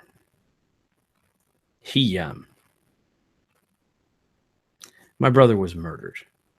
I'm pretty sure. And I'm telling you this for a reason, because I've got this book of his, and it's something I can't read. I don't know. He wrote it in writing I can't understand. And your friend Tome Kriplin, he said it's a cipher, it's a code. And anyway, before I knew that Kriplin could read it, I was seeking other means. Keenra in the bar. You know Keenra? Unfortunately, yes. I saw you speaking with him. Wondered what it was about. I want to tell you what it was about, and I'm not awful proud of it.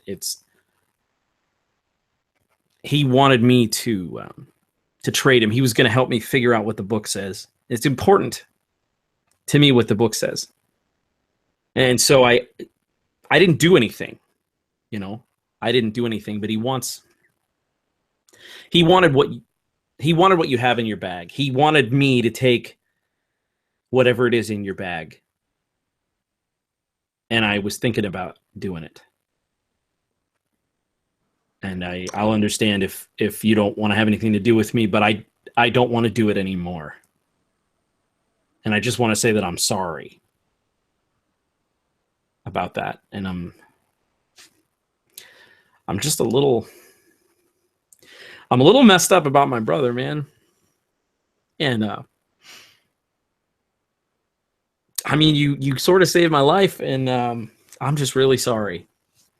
It's what it is. So I would never take anything from you, and I just want you to know that.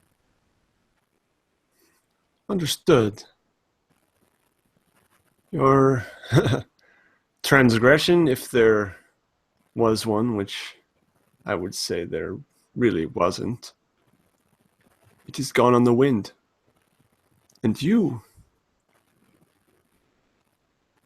don't know it yet, but you are a good man.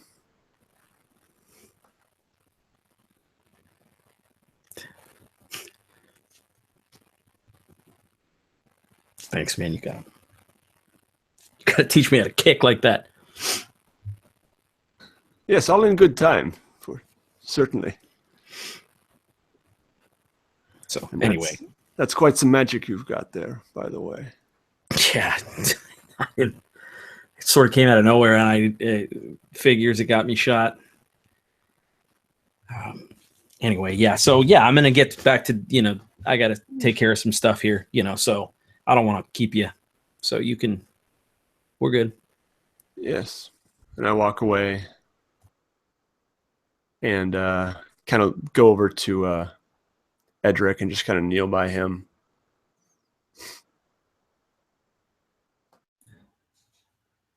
Hello, Sander. Would you like some of this potion? No, thank you. I'm quite good. It's not really potion. Pretty sure it's just some sort of a hard alcohol or something. But sometimes we just need to hold on to something fun and magical or whatnot. How are you doing? I'm doing well. I am exhausted, to tell you the truth. I think it is time for me to go sit and meditate a little bit. Just gonna sit here probably and try not to bleed everywhere. You know. That would be good. Have you killed a lot of people, Sander? Not many. Do you think it ever gets easier? It is never easy. No, but where there is a cause, we can live with it. We can carry that burden if there is good cause. Maybe. I guess this was part of being a hero, isn't it? I mean, not just go around and killing everything and taking stuff, but just knowing that sometimes you have to put your feelings about it to the side and do what's necessary. That's right. You know, for not saying a lot, you sure do say a lot.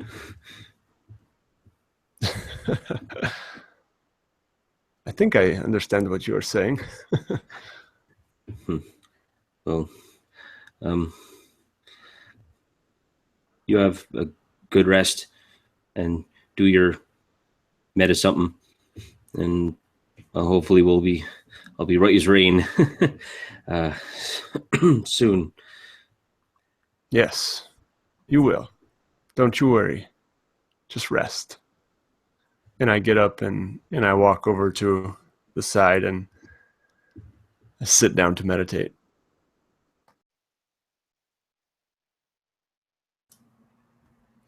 Saoirse walks over to you, Holly. She's wiping the blood from her hands. Listen, I'm sorry to hear about the blood guards in Accordance Square yesterday. I never would have thought that Casimir would have done that. If I thought he was capable of something like that, I'd like to think that maybe I would have stopped him from leaving.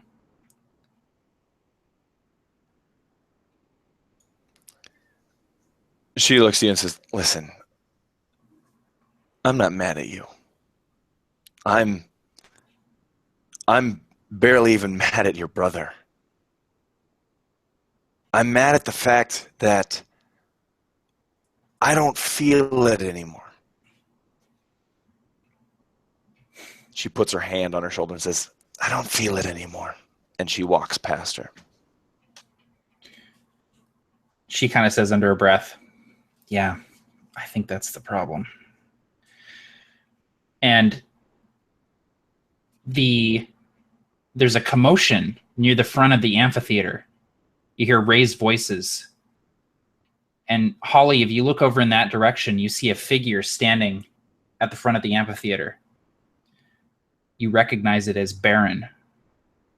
He's standing there, flanked by a bunch of black bloods. He says, oh, look at here. A whole nest of rats. Thanks a lot, Rast. Let us right to him. And that is where we will end our session for tonight. You bastard. I know, I'm a son of a bitch. That was so good, man. That was so good. Was. Oh, man. You guys are killing it with the role play, dude. I was getting a little teared up there when Christoph and Sander were talking. Seriously. Man, so good. That was awesome. Yeah, I had a great time, guys. I'm loving this campaign so far. Thank you, everyone who tuned in to watch. I think we sat at around 70 viewers the whole time, which is awesome. Yeah. That's a great turnout. And the participation in the Twists of Fate poll was great as well. And I hope you guys really enjoyed seeing your choices come into play this session. There were a couple of options that were so close, like within a couple votes of each other, that I just decided to include both of them. So you may have noticed a few different things from the polls being included, and that may happen from time to time. So I like the way you introduced. I was going to say, I like the way you introduced Mike being able to come with us by making us think you weren't going to let him first. Yeah.